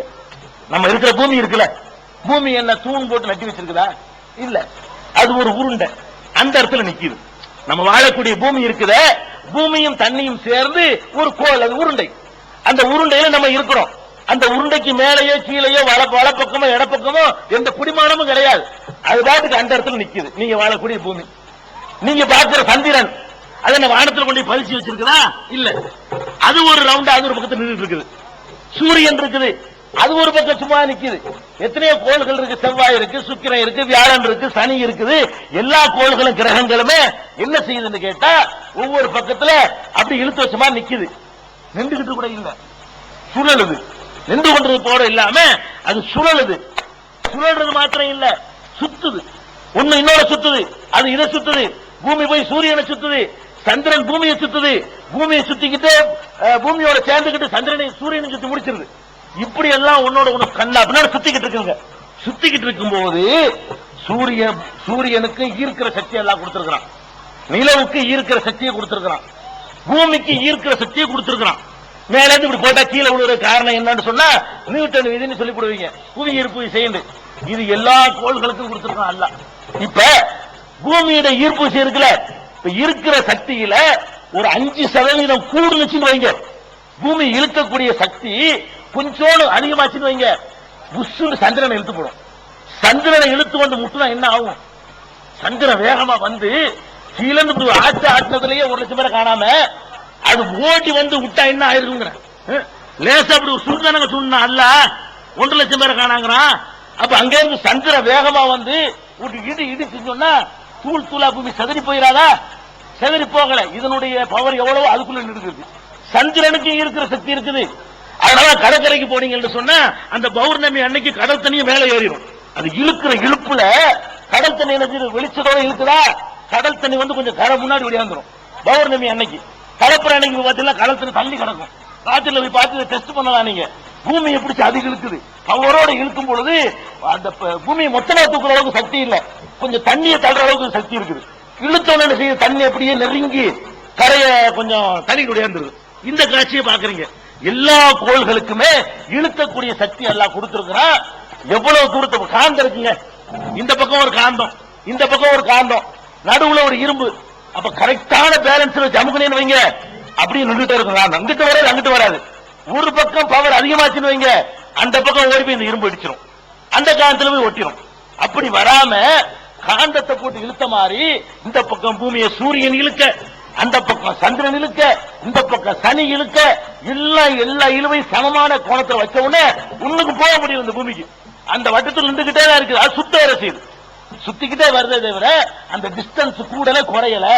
அந்த மாதிரி ஒரு அற்புதமான ஏற்பாடு பண்ணி இருக்கிறது வந்து தற்செயலா, இயற்கையா? இவ்வளவு செட்டப் யாருக்கு பண்ண முடியும்? எவனோ ஒருத்தன் இருந்ததை பண்ணிருக்கிறான். இல்லன்னா இப்படி நடக்காது உங்களுக்கு விளங்கலையா? அதனாலதானங்க 70 வருஷத்துக்கு வால் நட்சத்திரம் ஹாலி நட்சத்திரம் வருதுங்கிறான், 80 வருஷத்துக்கு ஒருக்கா இது வரும் அது வருங்கிறான். அதெல்லாம் எப்படி சொல்ல முடியுது? எல்லா கோள்களுக்கும் அதனுடைய வேகம் வரைக்கும் லிமிட். இன்னைக்கு மனுஷன் பூமி எவ்வளவு வேகத்துல சுத்துன்னு சொல்றான், சந்திரன் எவ்வளவு வேகத்துல சுத்துன்னு சொல்றான். என்னதுனால சொல்றான்? ஒரே சீரா இருக்கனால சுத்துறான். நீங்க பஸ்ல ஏறி போறீங்க, ஒரு டிரைவர் எத்தனை கிலோமீட்டர் வேகத்துல ஓட்டுறாரு உங்களுக்கு சொல்ல முடியாது. ஏன்? எத்தனை ஓட்டுவாரு? 90க்கு போவாரு, திரும்ப 60க்கு வருவாரு, அப்புறம் 40க்கு வருவாரு, அப்புறம் 10க்கு கொண்டு வருவாரு, சடன் பூரா 40க்கு தள்ளுவாரு இல்லையா? திடீர்னு பிரேக் அடி சடன் பிரேக் அடிப்பாரு, போய் முட்டுவீங்க, ஸ்பீடா இல்லாம போகும். அப்படி ஓட்டுறான்ல. அடே மனிதன் நீ ஓட்டுற பஸ்ல ஏறி உட்கார்ந்துக்கிட்டு எத்தனை கிலோமீட்டர்ல ஓட்டான்னு உனக்கு சொல்ல முடியல. ஆனா இங்க உட்கார்ந்துட்டு பூமி எத்தனை கிலோமீட்டர் வேகத்துல சுத்து நீ சொல்ற. அதுக்கு என்ன அர்த்தம்? அது எவ்வளவு நுணுக்கமா ஒருத்தன் ஏற்றிக்கிட்டு இருக்கிறான். எவ்வளவு இந்த பேனு ஒரே சீரா சுத்தம் சொல்ல முடியுமா? திடீர்னு 180க்கு போச்சு பவர் சொன்னா இதனுடைய வேகம் முக்காவாசி காணும். 230 அடிச்சுட்டு வைங்க, அது பிச்சுக்கிட்டு போகும். அப்ப இந்த இருக்கிற பேனு எந்த வேகத்துல சுத்துன்னு உன்னால சொல்ல முடியாது. வோல்டேஜ் ஏறும் போது இறங்கும் போதும் அதுக்கு தகுந்த மாதிரி போயிடும், அதுக்கு தகுந்த மாதிரி கூடும் குறையும். இந்த பேனுடைய வேகத்தை உனக்கு சொல்ல முடியல, இந்த லைட்டினுடைய ஒளியுடைய வேகத்தை உனக்கு சொல்ல முடியாது. ஆனா எதை சொல்ல முடியுது? சூரியனுடைய வேகத்தை உனக்கு சொல்ல முடியுது, சந்திரனின் சுழற்சி வேகத்தை சொல்ல முடியுது, செவ்வாயின் சுழற்சியை சொல்ல முடியுது, பூமியை சொல்ல முடியுதுன்னு சொன்னா அதற்கெல்லாம் திட்டமிட்ட ஒரு லிமிட். இத்தனை வினாடியில இத்தனை கிலோமீட்டர் தான் நீ கடக்கணும், அவ்வளவுதான் கிடக்குது. அதை தாண்டி கிடக்க மாட்டேங்குது. தாறுமாறா இயற்கை இருக்குன்னு சொன்னா இவ்வளவு சிஸ்டமேட்டிக் இருக்க முடியாது. ஒரு கண்ட்ரோல் புத்தி உள்ள ஒருத்தர் கண்ட்ரோல் பண்ணா மாத்திரம்தான் இந்த மாதிரியா நடக்க முடியும் என்று சொல்லி இஸ்லாம் அதை நமக்கு சிந்திக்க சொல்லுது. நீங்க எல்லாம் பார்த்திருப்பீங்க, கன்னியாகுமரிக்கு போயிருந்தீர்கள்னா காந்தியுடைய அந்த அஸ்தி வச்சிருக்கான், பார்த்திருக்கீங்களா? கன்னியாகுமரிக்கு போனீங்கன்னா காந்தியை எரிச்சாங்கல்ல, இந்து மதத்தில் எரிச்சு போடுவாங்க. எரிச்ச சாம்பலை கொண்டு போய் ஒவ்வொரு இடத்திலையும் புனிதமான இடங்கள் சொல்லி வைத்திருக்கிறாங்க. அதுல ஒரு சாம்பல் வந்து ஒரு சட்டியில சாம்பலை போட்டு கலசத்துல போட்டு அதை கொண்டாந்து கன்னியாகுமரியில காந்தி மண்டபத்தில் வச்சிருக்காங்க. கன்னியாகுமரிக்கு போனா நீங்க பார்க்கலாம், அந்த காந்தி மண்டபத்துல அந்த சாம்பல் இருக்கு, அஸ்தி கலசம் சொல்லுவாங்க. அதாவது காந்தியுடைய சாம்பல் இருக்கு. அதுல மேல என்ன பண்ணிருக்கிறான்னு கேட்டா டூம் இருக்கு, டூம். அந்த டூம்ல ஒரு ஓட்டை போட்டிருக்கான். அந்த ஓட்டை எப்படி போட்டிருக்கான் தெரியுமா? ஒரு சைடான இப்படி நேர இப்படி போடாம ஒரு கிராஸா இப்படி கிராஸா போட்டிருக்கான் ஓட்டைய. இப்படி இருக்கக்கூடிய டூம்ல இப்படி ஓட்டையை போட்டிருக்கான், ஓட்டை போட்டு விட்டுருக்கான். அந்த ஓட்டை வழியாக சூரியன் வந்து வரவே செய்யாது, ஒரு நாளைக்கு வராது. ஒரே ஒரு நாள் வந்து என்ன செய்யும், அக்டோபர் 2ஆம் தேதி கரெக்டா அந்த சாம்பல்ல வந்து சூரிய வெளிச்சம் படும். அந்த ஓட்ட வழி, அந்த ஓட்டைக்கு நேரம் சூரியன் வரும். அக்டோபர் 2ஆம் தேதி 12 மணிக்கு நீங்க போனீங்கன்னு சொன்னா அன்னைக்கு என்ன செய்யும், அந்த சூரியனுடைய வெளிச்சம், வெயில், நேரடியா வெயில் அந்த ஓட்ட வழியா வந்து அந்த சாம்பல்ல படும். அதுக்கு முத நாளும் படாது, அதுக்கு அடுத்த நாளும் படாது, 364 நாளைக்கு படாது. அந்த ஒரு டேட்ல மட்டும்தான் படும். அப்படி அமைச்சிருக்கிறான். இதை என்ன நினைச்சு மனுஷனுடைய வித்து நீங்க நினைச்சுட்டு இருக்கீங்க? இல்ல, அல்லாஹ்வுடைய ஏற்பாடு. நீங்க அதை புரியணும். எதை வச்சு அப்படி கட்டின அந்த கட்டடத்தை? சூரியன் ஒவ்வொரு நாளும் எந்த டிகிரியில எத்தனை கோணத்துல இருக்குன்னு கரெக்டா கணக்கு எடுக்கிறான். அக்டோபர் 2ஆம் தேதி எந்த இடத்துல இருக்குன்னு பார்த்து அதுக்கு மேல ஓட்டை போட்டு விட்டான். அடுத்த நாள் வேற கொஞ்சம் தாண்டி இருக்கும், தள்ளிடும் சூரியன். அக்டோபர் 2ஆம் தேதிக்கு அந்த ஓட்டையில வர்ற மாதிரி என்ன செஞ்சுட்டான், கணக்கு பண்ணி அந்த அக்டோபர் 2 அன்னைக்கு அந்த சூரியன் எந்த இடத்துல இருக்குன்னு கணக்கு பண்ணி அதுக்கு நேரம் ஓட்டையை போட்டு சட்டையை கொண்டு வச்சுட்டான். இப்ப என்ன செய்யுது, ஒவ்வொரு அக்டோபர் 2ஆம் தேதிக்கு அந்த இடத்துல சூரியன் வரும் கணக்கு பண்றான் பாருங்க. அப்ப ஒரு வினாடி முந்தினா கூட தெரியாது, 360 முத நாளைக்கும் தெரியாது, அடுத்த நாளைக்கும் தெரியாது, அன்னைக்கு மட்டும்தான் அது தெரியுது. வருஷத்துல என்னைக்கும் தெரியல. ஆனா வருஷம் அதே மாதிரி தெரியுது. வருஷம் அந்த அக்டோபர் 2ஆம் தேதி போனீங்கன்னு சொன்னா காந்தி சமாதியில வந்து காந்தியுடைய அஸ்தியில சூரியனுடைய வெளிச்சம் உழக்கூடிய காட்சி நீங்க பாக்குறீங்க. இது எதுக்கு நான் சொல்ல வர்றேன், எப்படிப்பட்ட வல்லமை மிக்கவன் அவன் இருந்தான்னு சொன்னா, சுப்ஹானல்லாஹ், இவ்வளவு அற்புதமான ஒரு ஏற்பாடு பண்ணியிருப்பான். ஒரு வினாடி முந்தியும் பார்க்க இயலாது, 12 மணிக்கு தான் பார்க்க முடியும், 12:01க்கும் 11:59 பார்க்க முடியாது என்ற அளவுக்கு ஒரு துல்லியமா அந்த ஒரு செகண்ட் சூரியன் இருக்கிற நேரத்தை கண்டுபிடிச்சு அவன் அந்த ஓட்டையை போட்டு கண்டுபிடிக்கிறான்னா, ஒவ்வொரு வினாடி நேரமும் சூரியனுக்கு இயக்கம் இருக்கிறது, அசைவு இருக்கிறது, அந்த அசைவை அவை மீறுவதே இல்லை அப்படின்னு சொல்லிட்டு அல்லாஹ் ரப்பல் ஆலமீன் ஏற்பாடு செஞ்சிருக்கிறானே. இதை ஒருத்தர் சிந்திச்சு பார்த்தா இல்லம்பானா, கண்டிப்பா ஒரு சூப்பர் பவர் இருக்குது, கண்டிப்பா கடவுள் ஒருத்தர் இருக்கிறான்னு விளங்க மாட்டான். அதுதான் அல்லாஹ் உங்களை சிந்திக்க சொல்றான். எத்தஃபக்கரூன ஃபீ ஹல்கி ஸமாவாத்தி வல் அர்த், வானங்கள் படைக்கப்பட்டதை இவர்கள் சிந்திப்பார்கள், பூமி படைக்கப்பட்டதை சிந்திப்பார்கள். சிந்தித்து பார்த்து விட்டு இறைவான் ஈனுக்கு படைக்கல சொல்வார்கள். நீ வாழ்ற பூமியை எடுத்து வானத்தை விட்டுரும், வானத்தில் நிறைய விஷயங்கள் இருக்கு. நீங்க எவ்வளவுக்கு மேல அண்ணாந்து மொட்டை மாடியில படுத்துக்கிட்டு ஆய்வு பண்றீங்களோ அந்த அளவுக்கு அல்லாஹ்வுடைய அச்சமும் அல்லாஹ்வை பற்றிய அறிவும் அதிகமாகும். அவருடைய வல்லமையை ஒவ்வொரு வினாடி நேரம் பார்க்கலாம். ஆகாயத்துல அந்த ஒவ்வொரு நட்சத்திர கூட்டங்கள், நட்சத்திரம் பார்க்கிறோம். அதெல்லாம் என்ன, உங்க பூமியை தூக்கி 1000 பூமி அளவுக்கு பெருசு நட்சத்திரம். நீங்க பாக்குறீங்களே, கேள தெரியுது பட்டாணிக்கல் அளவுக்கு அதனுடைய சைஸ் என்ன, 1000 பூமியத்துக்கு உள்ள சொருவலாம். அவ்வளவு பெரும்பாண்டமான கோள்களை படைச்சு எங்கேயோ நிப்பாட்டி இருக்கான். வெகு தொலைவுல இருக்கிறதுனால அது ரொம்ப சின்னஞ்சிறுசா உங்களுக்கு தெரியுது. ரொம்ப தொலைவு, சூரியனால விட பல கோடி மடங்கு தூரத்தில் இருக்கிற காரணத்தினால பட்டாணிக்கல்ல சைஸுக்கு நீ பாக்குற. அதெல்லாம் சிந்திக்க வேணாம், விட்டு. நீ வாழுகிற பூமியை சிந்திச்சு பாத்தியா? நீ வாழ்றிய பூமி, எந்த பூமியில் வாழ்ந்து கொண்டிருக்கிறாயோ அந்த பூமியில அவன் செய்திருக்கிற அற்புதத்தை பாத்தியா? அற்புதம், அப்படிப்பட்ட அற்புதம்ங்க. இந்த பூமி அமைச்சு வச்சிருக்கான் அல்லாஹ் ரப்பல் ஆலமீன். எப்படி அமைச்சிருக்கிறான், மேல வந்து மென்மையான பகுதி வச்சிருக்கிறான், கீழே வந்து கடினமான பகுதி அடுக்கடுக்காக வச்சிருக்கிறான். பூமியை அடுக்கடுக்கா வச்சிருக்கான்னு அல்லாஹ்வும் சொல்றான் குர்ஆன்ல. அப்ப அடுக்கடுக்கா எல்லாரும் திபாக்கா, பூமியை வந்து அடுக்கடுக்காக நினைஞ்சிருக்கிறோம், படைத்திருக்கிறோம்னு சொல்றான். அப்ப அடுக்கடுக்கான இந்த பூமியை நீங்க பாத்தீங்கன்னு சொன்னா மேல வந்து லேசான கூடு, மேல நம்ம இருக்கிற பகுதி. எதுக்கெல்லாம் அப்படி படைச்சிருக்கான்னா, இங்க விவசாயம் பண்ணுவான், உழவு பண்ணணும், மாடு உழுவணும், கடப்பாறை வச்சு தோண்டணும், ஊடு கட்டணும், கிணறு தோண்டணும். இதுக்கெல்லாம் வந்து பாறையாவை இரும்பாக்கி வச்சிருந்தான்னு வைங்க, மனுஷன் வாழ வேலாது. மனுஷன் வாழ்றதுக்காக வேண்டி பூமியில நம்ம கடினமான இறுக்கமான பகுதிகளை எல்லாம் உள்ளக கொண்டு போயிட்டு மேல என்ன பண்ணிருக்கிறான், ரொம்ப மென்மையான பகுதிகளை வச்சிருக்கிறான். உள்ள இறுக்கமான பகுதியும் மேல வந்து லேசான பகுதியுமா இருந்து ஒரு பொருளை சுத்தி விட்டா அது சீரா சுத்தவே செய்யாது, எந்த லாஜிக்கலையும் சுத்தவே செய்யாது. அவ்வளவுதான். இந்த பேப்பரை வந்து இதுக்கு மேல நான் வச்சுட்டேன், இது மேல வச்சுட்டு கீழே வச்சு தள்ளி விடுறேன். தள்ளி விட்டேன்னு சொன்னா இது கனமா உள்ளது அப்படி போகும், லேசா உள்ள இப்படி போகும். பார்த்திருக்கீங்களா? இப்படி தள்ளா என்ன ஆகும், பேப்பர் அங்க போகும், பேப்பர் இங்கிட்டு வந்துடும். ஏன்னா தள்ளுற வேகத்துல கனமானது முந்தி போகும், லேசானது வேகத்தை எதிர்கொள்ள முடியாம ரிவர்ஸ்ல முடியாந்துடும். இது நீங்க ஒரு பேப்பர்ல பலகைக்கு மேல பேப்பரை வச்சு ஒரு அட்டையை வச்சு தள்ளி பார்க்கலாம். அப்ப அல்லாஹ் என்ன பண்ணிருக்கான், அந்த பூமியை கீழே கனமான வச்சுட்டான், மேல லேசான வச்சிருக்கான். சுத்தும் பொழுது ஏருக்கு மாறதான் சுத்தணும். எந்த சயின்டிபிக்கா எடுத்தாலும் சரி சீரா சுத்துறதுக்கு வழியே இல்ல, ஏருக்கு மாறதான் சுத்தி தீரணும். அது உள்ளது இங்கிட்டு போனா இது இங்கிட்டு பார்க்க வரணும். இந்த ஆட்டத்திலே டெய்லி நிலச்சரிவு ஏற்படும். டெய்லி நிலச்சரிவு ஏற்படுத, ஒரு நாளைக்கு ஏற்படுச்சு பூகம்பம், இது ஒரு நாளைக்கு ஏற்படாது, ஒவ்வொரு செகண்ட் ஏற்படைய இது இங்கிட்டு போகுது இங்கிட்டு போகுது, இது இங்கிட்டு உள்ளக்கு உள்ளது இங்கிட்டு போகுது, இது வெளியே உள்ள இங்கிட்டு வருது. கொடகொடன்னு ரெண்டு சுத்து செஞ்சோம்னா ஒரு கட்டிடம் ஒரு பங்களா ஒண்ணுமே நிக்க முடியாது. அல்லாஹ் என்ன பண்றான் தெரியுமா? அவர்கள் மலைகளை முளைகளாக நிறுத்தி இருக்கிறோங்க. அல்லாஹ் என்ன பண்றான்? மலையை கொண்டு வந்து பூமியில இறுக்கி அந்த கடினமான பாறை பகுதி இருக்க அது வரைக்கும் கொண்டு போய் இருக்கிறான். இப்ப பாருங்க, இந்த பேப்பரை இதுல பசையை போட்டு நான் ஒட்டிட்டேன்னு வைங்க, இப்ப வராது. ஆணையை வச்சு இந்த பேப்பரை இதுல அரைஞ்சிட்டேன்னு வைங்க, அப்ப இந்த பேப்பர் கிட்ட வர இதோட சேர்ந்துகிட்ட போகும். அல்லாஹ் என்ன பண்றான்? இந்த மலைகளை நான் நிறுவி மேற்பகுதி அசையாமல் இருக்க நான் எந்த சயின்ஸும் இன்னைக்கு கண்டுபிடிச்சு சொல்றான். இத சயின்ஸ்ல விஞ்ஞானிகள் வந்து 20ஆம் நூற்றாண்டுல இப்ப கண்டுபிடிச்சு சொல்றான். இது 1400 வருஷத்துக்கு முன்னாடி அல்லாஹ் சொல்றான், மலைகளை முளைகளாக நிறுவி இருக்கிறோம். மழை மாத்திரம் இல்லைன்னு சொன்னா டெய்லி பூகம்பம் தான். மழை மாத்திரம் எல்லாம் படைக்கலன்னு சொன்னா பூகம்பம் தான் டெய்லி ஏற்படும். இன்னைக்கு கூட பூகம்பத்துக்கு என்ன காரணம்? மலைகள் எல்லாம் வெட்டி கொண்டாந்து ரோடு போட்டுட்டான், பேலன்ஸ் தவறி போச்சு. அல்லாஹ்வுடைய தண்டனை ஒரு பக்கம், இவனுடைய செயல்கள்னால முளைகளா நிறுத்தின மலைகள் என்ன பண்ணிட்டான்னு கேட்டா அவனுடைய கணத்தை குறைச்சு பேலன்ஸை குறைச்சு நங்கூரத்தினுடைய வெயிட்டை குறைச்சா போயிட வேண்டியதானே. நங்கூரம் எதுக்கு போற நிப்பாட்டி வைக்கிறதுக்கு, வெயிட்டை குறைச்சா கப்பல் நவன்றும். அந்த மாதிரி சிந்தனை இல்லாம மனுஷன் பண்ண காரணத்தினால இப்ப இதான் நடந்துகிட்டு இருக்குது. அப்ப இதெல்லாம் நம்ம சிந்திச்சு பார்க்கணும், என்ன ஏற்பாடு, என்ன அற்புதமான ஏற்பாடு அவன் பண்ணி வச்சிருக்கான். அதை விட அற்புதம் என்ன, இந்த பூமி சுத்துது 1000 கிலோமீட்டர் வேகத்துல சுத்துது மணிக்கு. சுழற்சி தன்னைத்தானே சுத்துறது 1000 கிலோமீட்டர் வேகத்துல சுத்துறது உங்களுக்கு யாருக்கா தெரியுதா? 40ல ஓடினாலே மெதுவா போன்னு சொல்றீங்க வண்டியில, 60ல போனா டூ வீலர் போறான்னு வைங்க, முட்டிலாட சாவடிச்சாராங்க.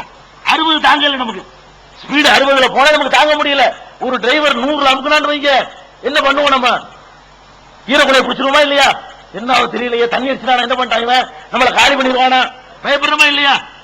100 உனக்கு தாங்க இல்லையே, 1000 வேகத்துல சீரா ஓடிக்கிட்டே இருக்கு. 1000 மைல் வேகத்துல 1000 மைல் வேகத்துல ஓடுறது 1/2 மைல் வேகத்தையாச்சு நீ உணர்றியா?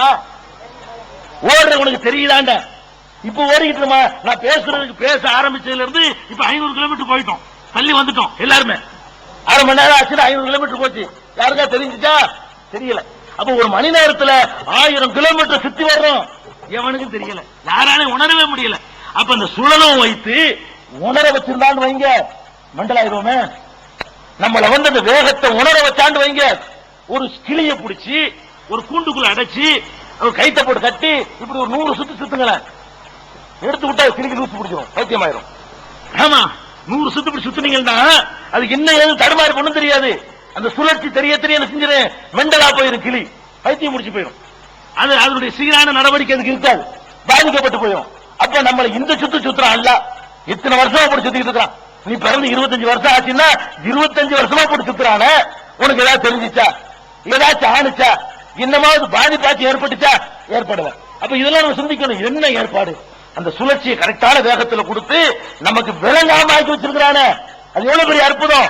இப்படி எல்லாம் நம்ம பூமிகளை சிந்திச்சோன்னு சொன்னா கண்டிப்பா இதெல்லாம் இயற்கை கிடையாதுங்க. எவனோ ஒருத்தன் இருந்து அந்த வேலையை பண்ணிக்கிட்டு இருக்கிறான் அப்படின்னு நம்ம சந்தேகத்துக்கு இடம் இல்லாம கடவுளை நம்ம நம்புவோம்.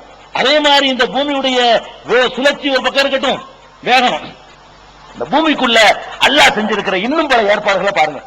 நீங்க சாப்பிடுற உணவு இருக்க, உணவு சோத்து பிறக்கையை போட்டு ருசியா இருக்குன்னு சொல்றீங்க, அந்த உணவு என்ன மாதிரி வந்துச்சுன்னு சிந்திச்சு பார்த்திருக்கீங்களா?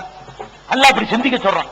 அபராய்த்தும் மா தஸ்ரவூன், நீங்கள் விவசாயம் செய்கிறீர்களே அதை பற்றி சிந்தித்து பார்த்ததுண்டா?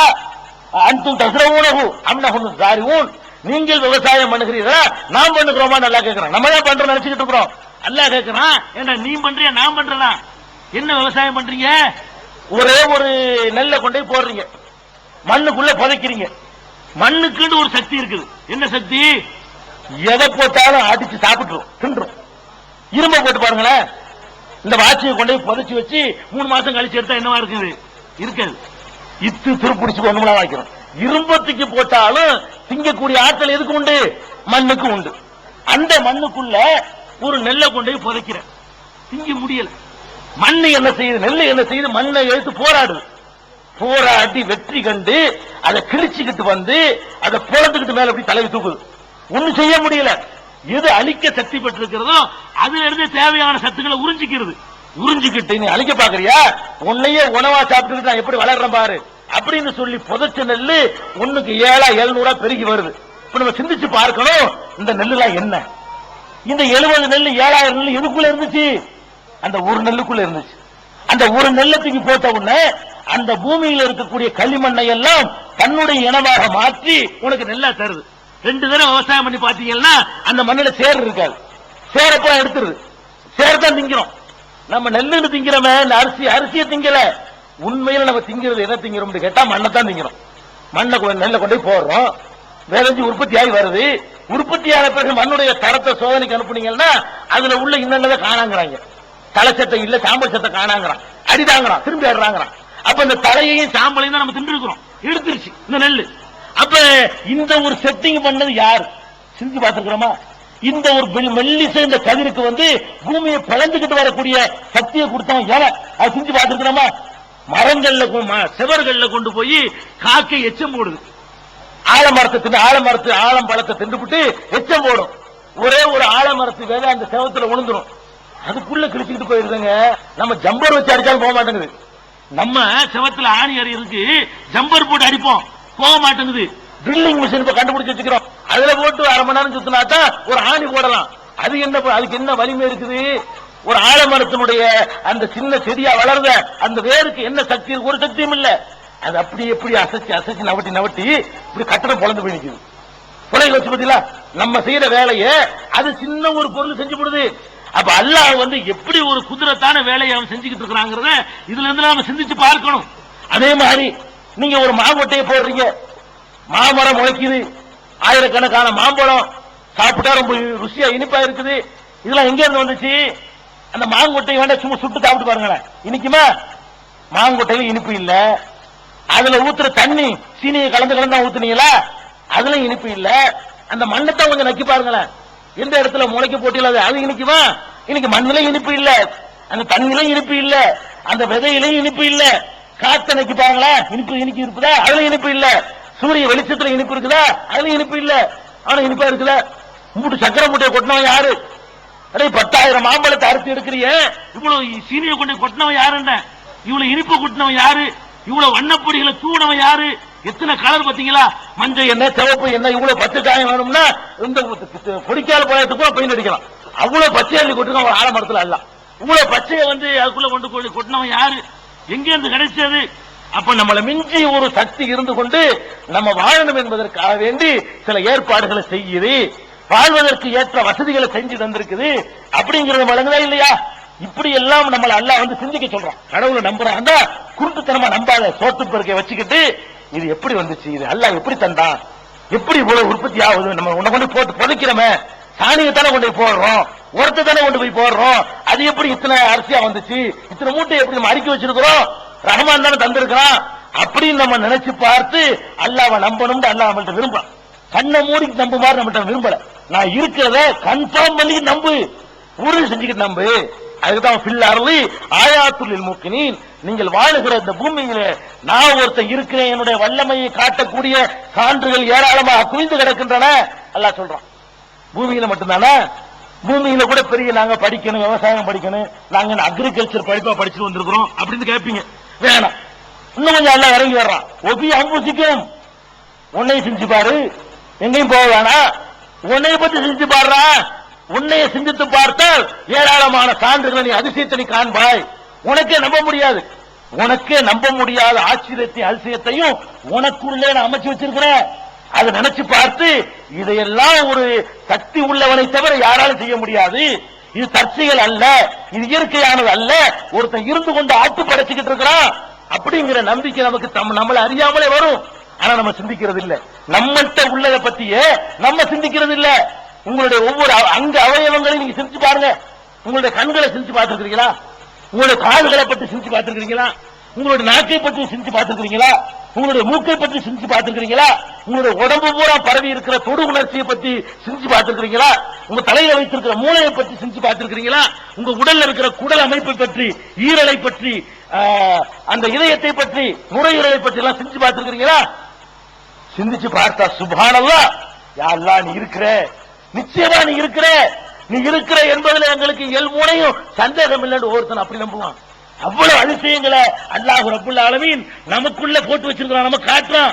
சும்மா ஒண்ணு கிறுக்குத்தனமா நம்ப சொல்லல, மந்திரத்தை காட்டி நம்ப சொல்லல, உன்னைய அனுபவிக்க சொல்லிட்டு நம்ம சொல்றான். ஒவ்வொரு வினாடி நேரமும் உன்னை அனுபவிச்சு பார்க்க சொல்லிவிட்டு இப்ப என்ன சொல்றேன்னு கேட்கிறான். உன்னுடைய கண்களை எப்படி சிந்திக்கணும், எப்படி சிந்திக்கணும்? உன்னுடைய கண்ணுடைய சைஸ் என்ன, எவ்வளவு இருக்கு?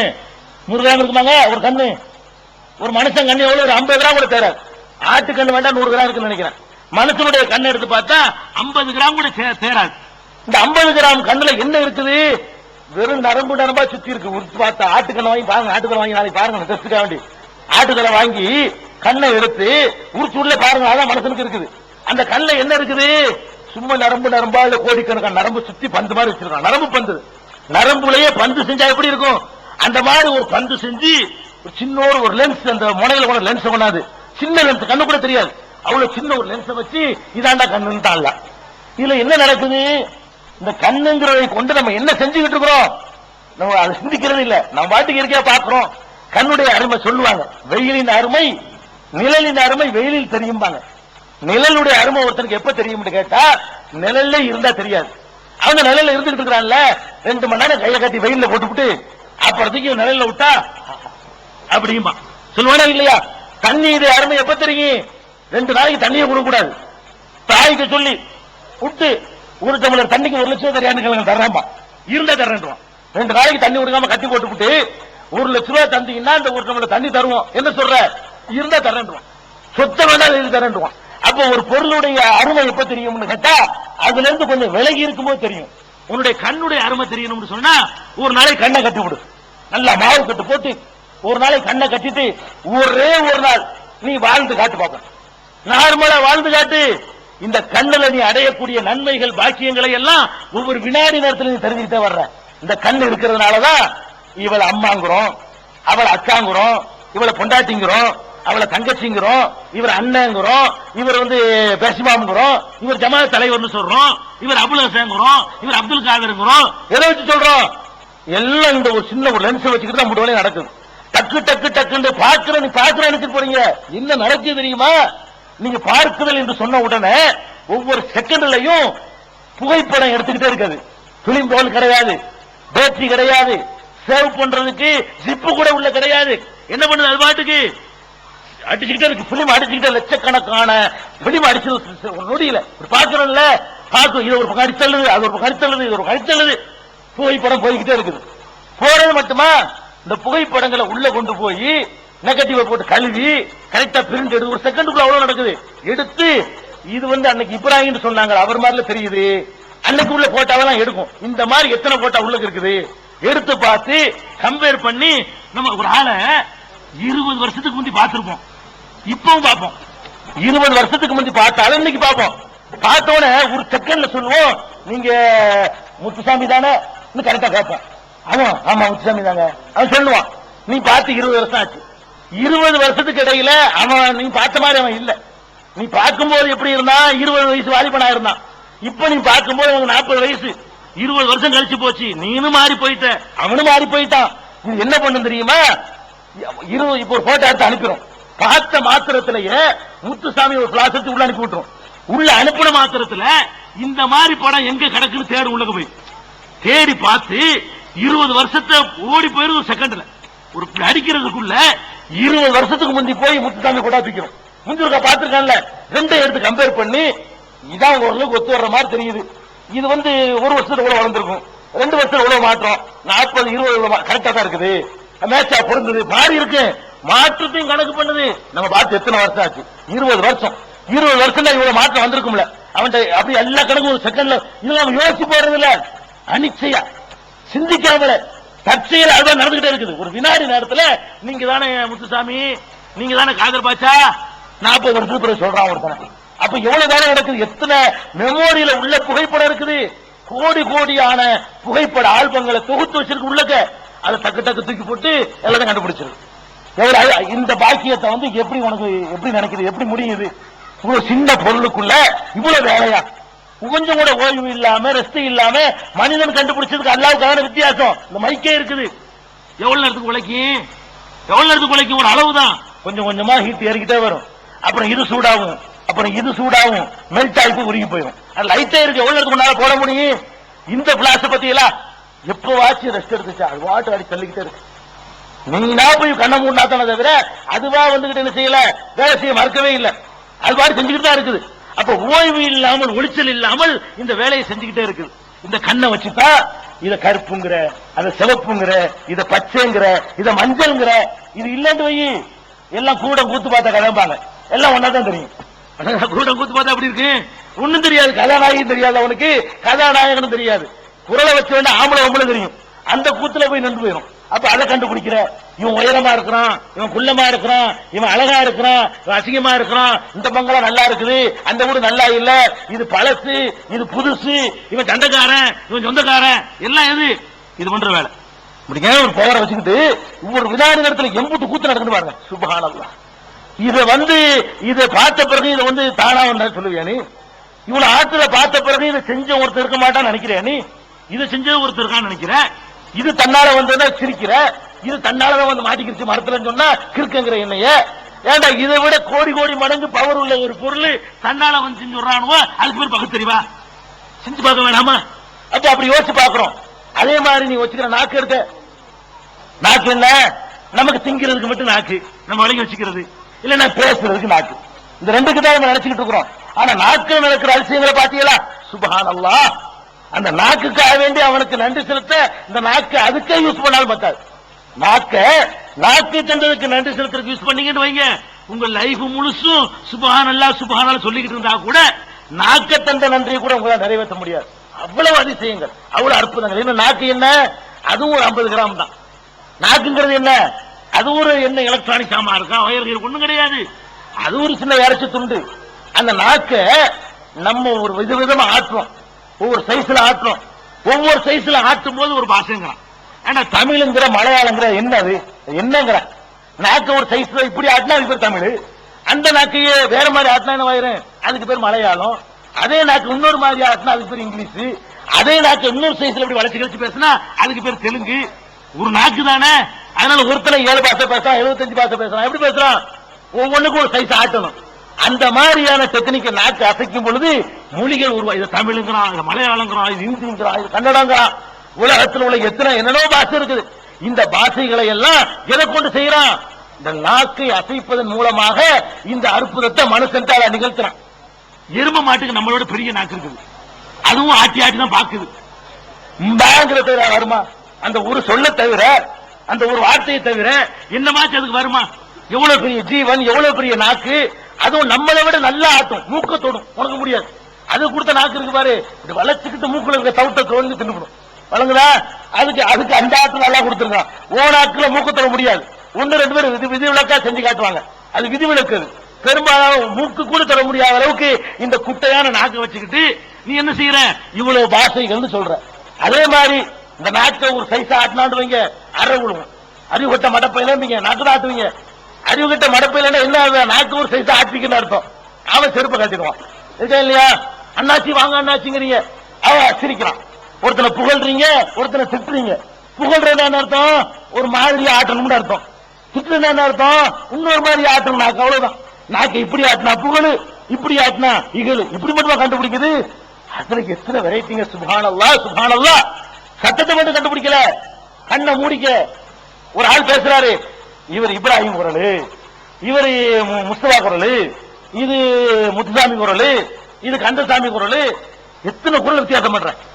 கண்ணை மூடிட்டு கிடந்தா வாசல கதவு தட்டினோட யாருன்னு கேட்கிற, பேர சொல்ல நான் தான் பாரு, நான் தானே கண்டுபிடிச்சிக்கிறோம். இந்த நான் தாங்கிற குரலை வச்சுக்கிட்டு என்னென்ன கண்டுபிடிக்கிற? அப்ப அந்த குரல் வர்ற அந்த சவுண்டுடைய டெசிபல் இருக்கு பாருங்க, டெசிபல் அதை வச்சுக்கிட்டு எல்லாம் இது இவனுடைய குரல் தான், இது ஆம்பளை குரல், இது பொம்பளை குரல், இது லதா மங்கேஷ்கர், இது ஜேசுதாஸ், இது அப்துல் பாசித். கண்டுபிடிக்கிறே இல்லையா? எப்படி கண்டுபிடிக்கிற? நாக்கு சைஸ் ஆட்டுற, அந்த ஆட்டுறதை மனப்பாடம் பண்ணிச்சுக்கிற. ஓ இப்படி ஆட்டினா ரஃபி, இப்படி ஆட்டினா லதா மங்கேஷ்கர், இப்படி ஆனா டிஎம்எஸ், இப்படி ஆட்டினா இளையராஜா, மூக்கு நாக்கு சேர்த்து ஆட்டினா இளையராஜா கண்டுபிடிச்சிருக்க இல்லையா? அப்ப இந்த மாதிரி எத்தனை டெக்னிக்கை வச்சு நீ வித்தியாசப்படுத்தி வச்சிருக்கிற. இதை எதுல ஆச்சரியம் கேட்டா, இவ்வளவு இதுக்குள்ள செஞ்சவன் யாரு? அதை நீ சிந்திக்கணும். இதுக்குள்ள இவ்வளவு அதிசயங்களை பண்ணிருக்கிறானே, இதுக்கு என்ன நன்றி செலுத்துறது? அது மட்டும் இல்ல, இவ்வளவு மட்டும்தான் நாக்குடைய வேலை. இது இனிக்குதுங்கிறான், ஒன்னத்துக்கு வாயில வச்சு இனிப்புங்கிறான், இன்னொன்னுக்கு வாயில வச்சுட்டு புளிப்புங்கிறான், இன்னொன்னு வச்சுட்டு உரைக்குதுங்கிறான். இதை கண்டுபிடிக்கிறீங்களா? அந்த நாக்குல சில நரம்புகள் இருக்குது. அதுல பட்டவுனே இதுக்கு பேர் இனிப்பு. கண்ணை மூடிக்கிட்டு சொல்லலாமே, இனிக்கிறத பார்த்தா சொல்றீங்க, இனிங்க கொஞ்சம் பார்த்துட்டு சொல்றேன் அப்படியே சொல்றீங்க. நாக்குல வச்சவனே இனிக்குதுங்கிறான், நாக்குல வச்சவன உரைக்குதுங்கிறான், புளிக்குதுங்கிறான், கசக்குதுங்கிறான், கார்க்குதுங்கிறான், கைக்குதுங்கிறான், என்னென்ன சுவை இருக்கு எல்லாரும் சொல்லி முடிச்சு போறான்.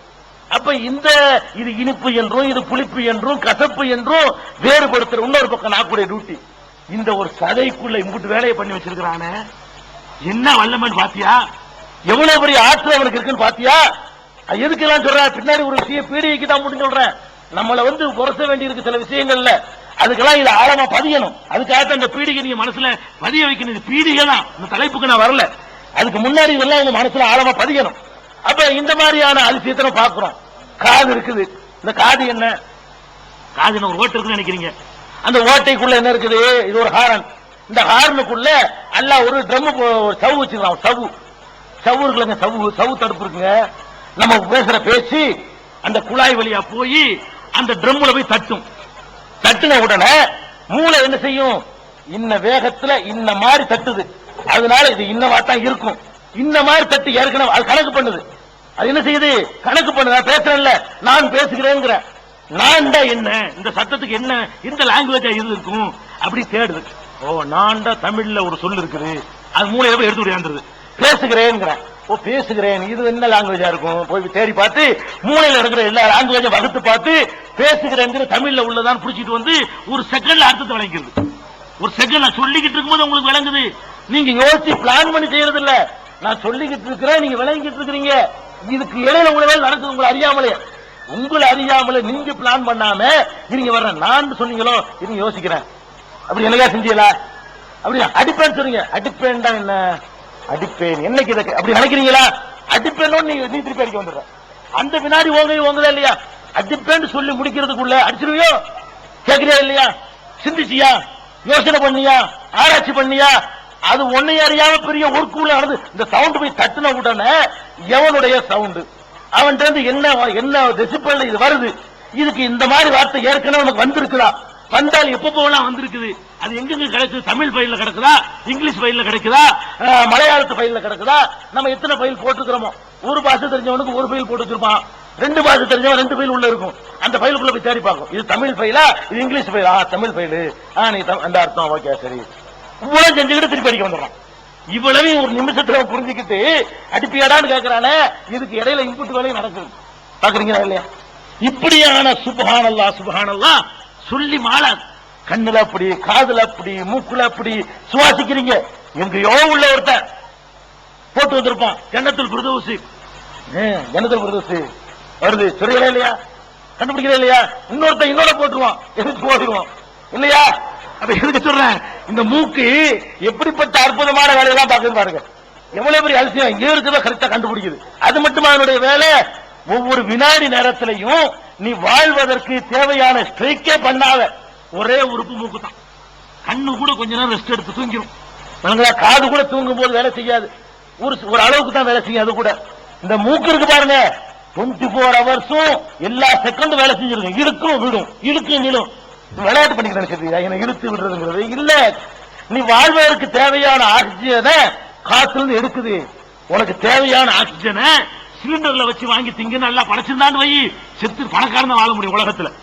ஒரு சிலிண்டருடைய விலை என்ன, ஒரு ஆபரேஷனுக்காக வேண்டி ஒருத்தனை பேசுறது கேட்க புரியல, அப்பதான் தெரியும் காத்துல மூட்டு இருக்குதாண்டு. நம்ம காற்று சும்மா சுவாசிட்டு போயிடுறோமுங்க, ஒருத்தனை சேர்த்துருவோம், அவனுக்கு ஆக்சிஜனை பிரிக்கிற சக்தி அவனுக்கு இருக்காது. சிலிண்டரை கொண்டாந்து மூக்குல விட்டு ஏத்துவாங்க, ஆக்சிஜனை பிரிக்கிற சக்தி இல்லாதனால இவங்கள பிரிச்சு வச்சு ஏத்துவாங்க. ஒரு சிலிண்டர் எவ்வளவு விலை இருக்கு, 1000 ரூபாய் இருக்குமா? நாங்க அந்த காலத்துல 1000 ரூபாய், எங்க அண்ணனுக்கு போட்டு 1000 ரூபாய் அந்த காலத்துல.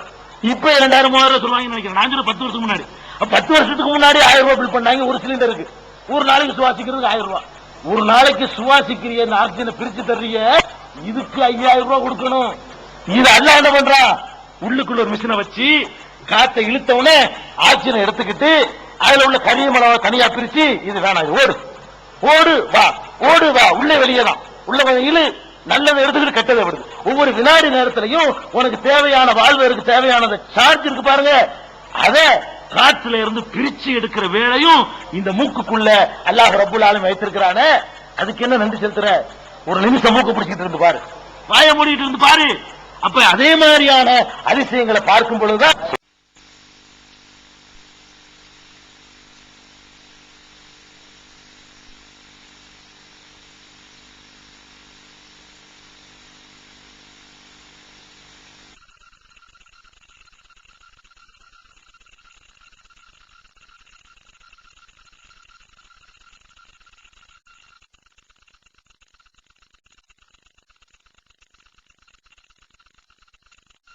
வருஷத்துக்கு முன்னாடி 1000 ரூபாய் பில் பண்ணாங்க ஒரு சிலிண்டருக்கு.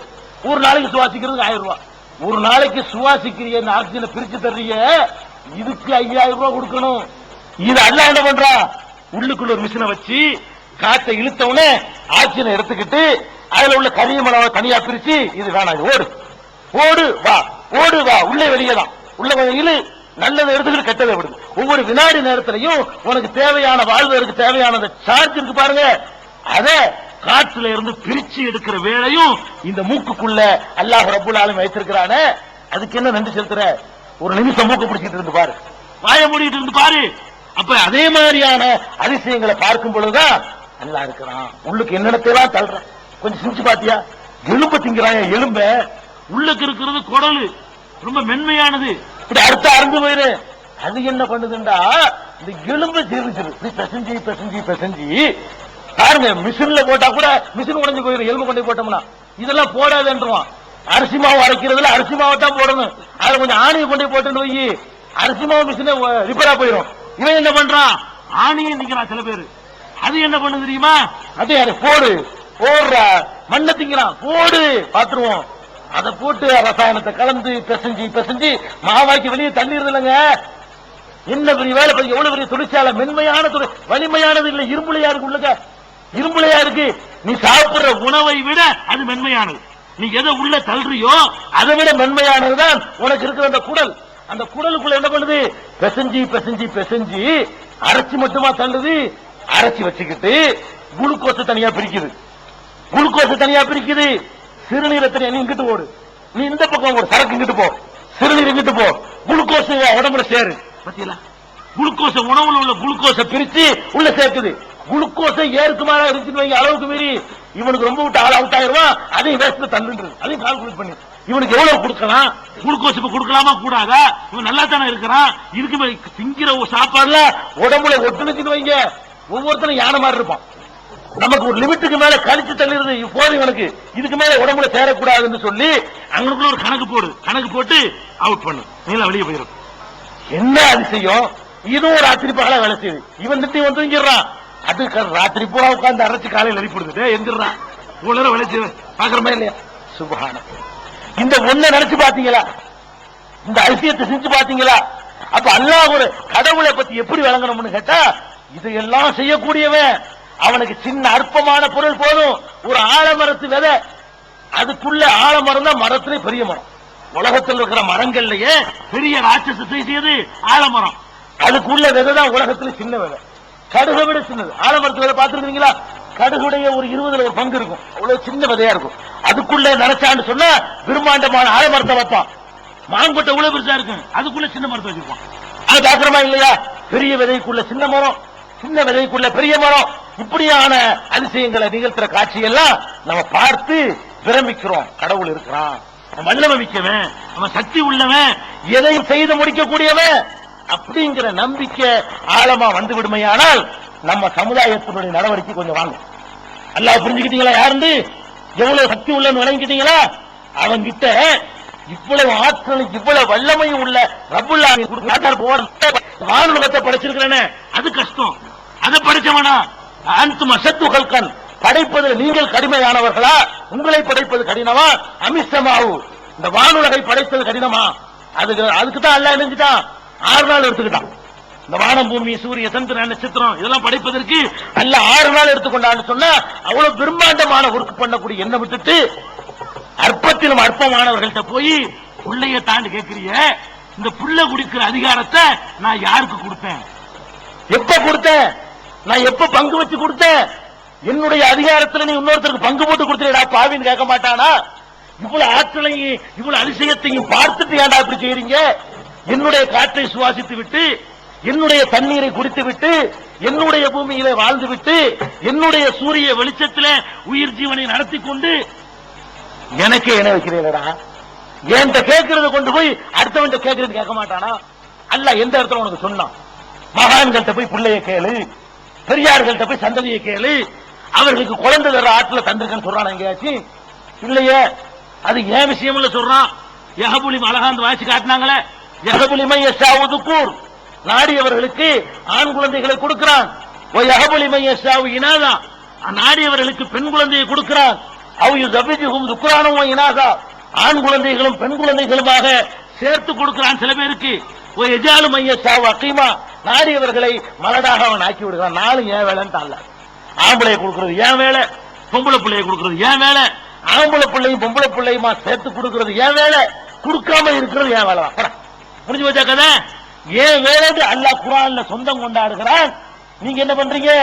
அவுலியாவே, பெரியாரே, மகானே, எனக்கு ஒரு பிள்ளை தர மாட்டீங்களா? ஒவ்வொரு தர்காவுக்கு தர்காப்பு சுத்துறீங்களே, இது எந்த மார்க்கத்தில் கத்துக்கிட்டீங்க?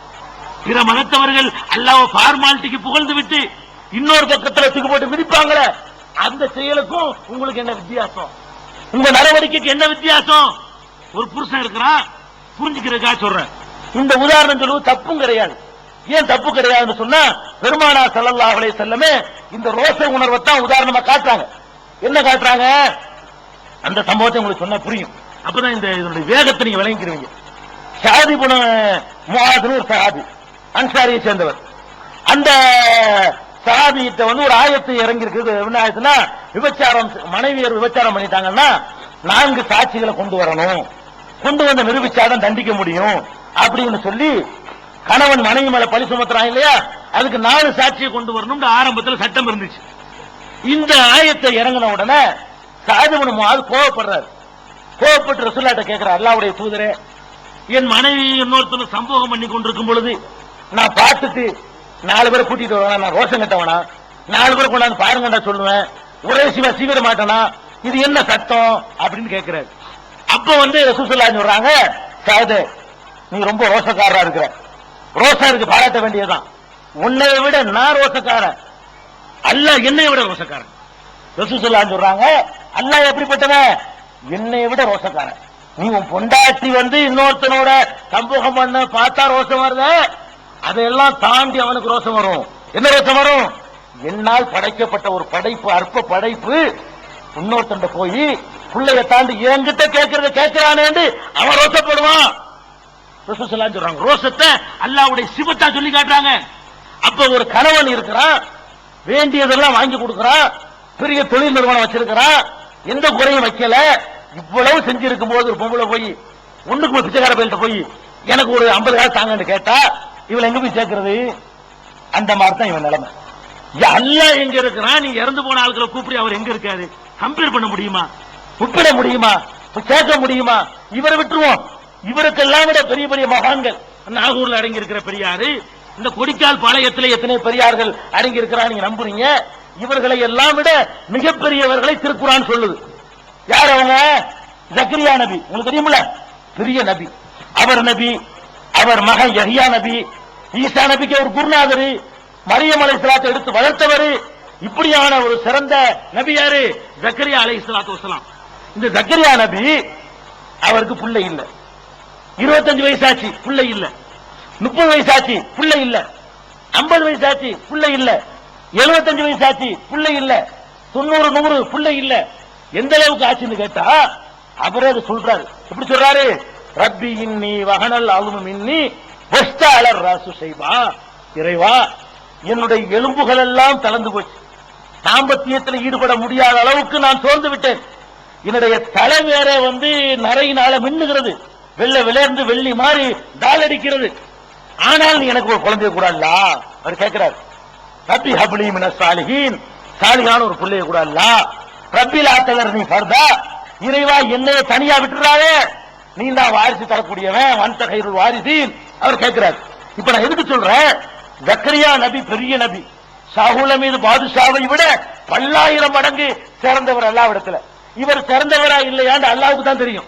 ஜக்கரியா நபி சிறந்தவர் எனக்கு தெரியும், உங்களுக்கும் தெரியும். அல்லாஹ் சொல்லிட்டதுனால அல்லாஹ் குர்ஆன்ல என்ன சொல்லிட்டான்? ஜக்கரியா நபி நல்லவன்னு சொல்லிவிட்டான். சாவுல மீது ஆண்டவர் நல்லவர் நமக்கு சொல்லப்படல, நல்லவராகவும் இருக்கலாம், அல்லாட்ட வேற மாதிரி எழுப்பப்படலாம், அது அல்லா ஜட்மெண்ட் பண்ணுவான்.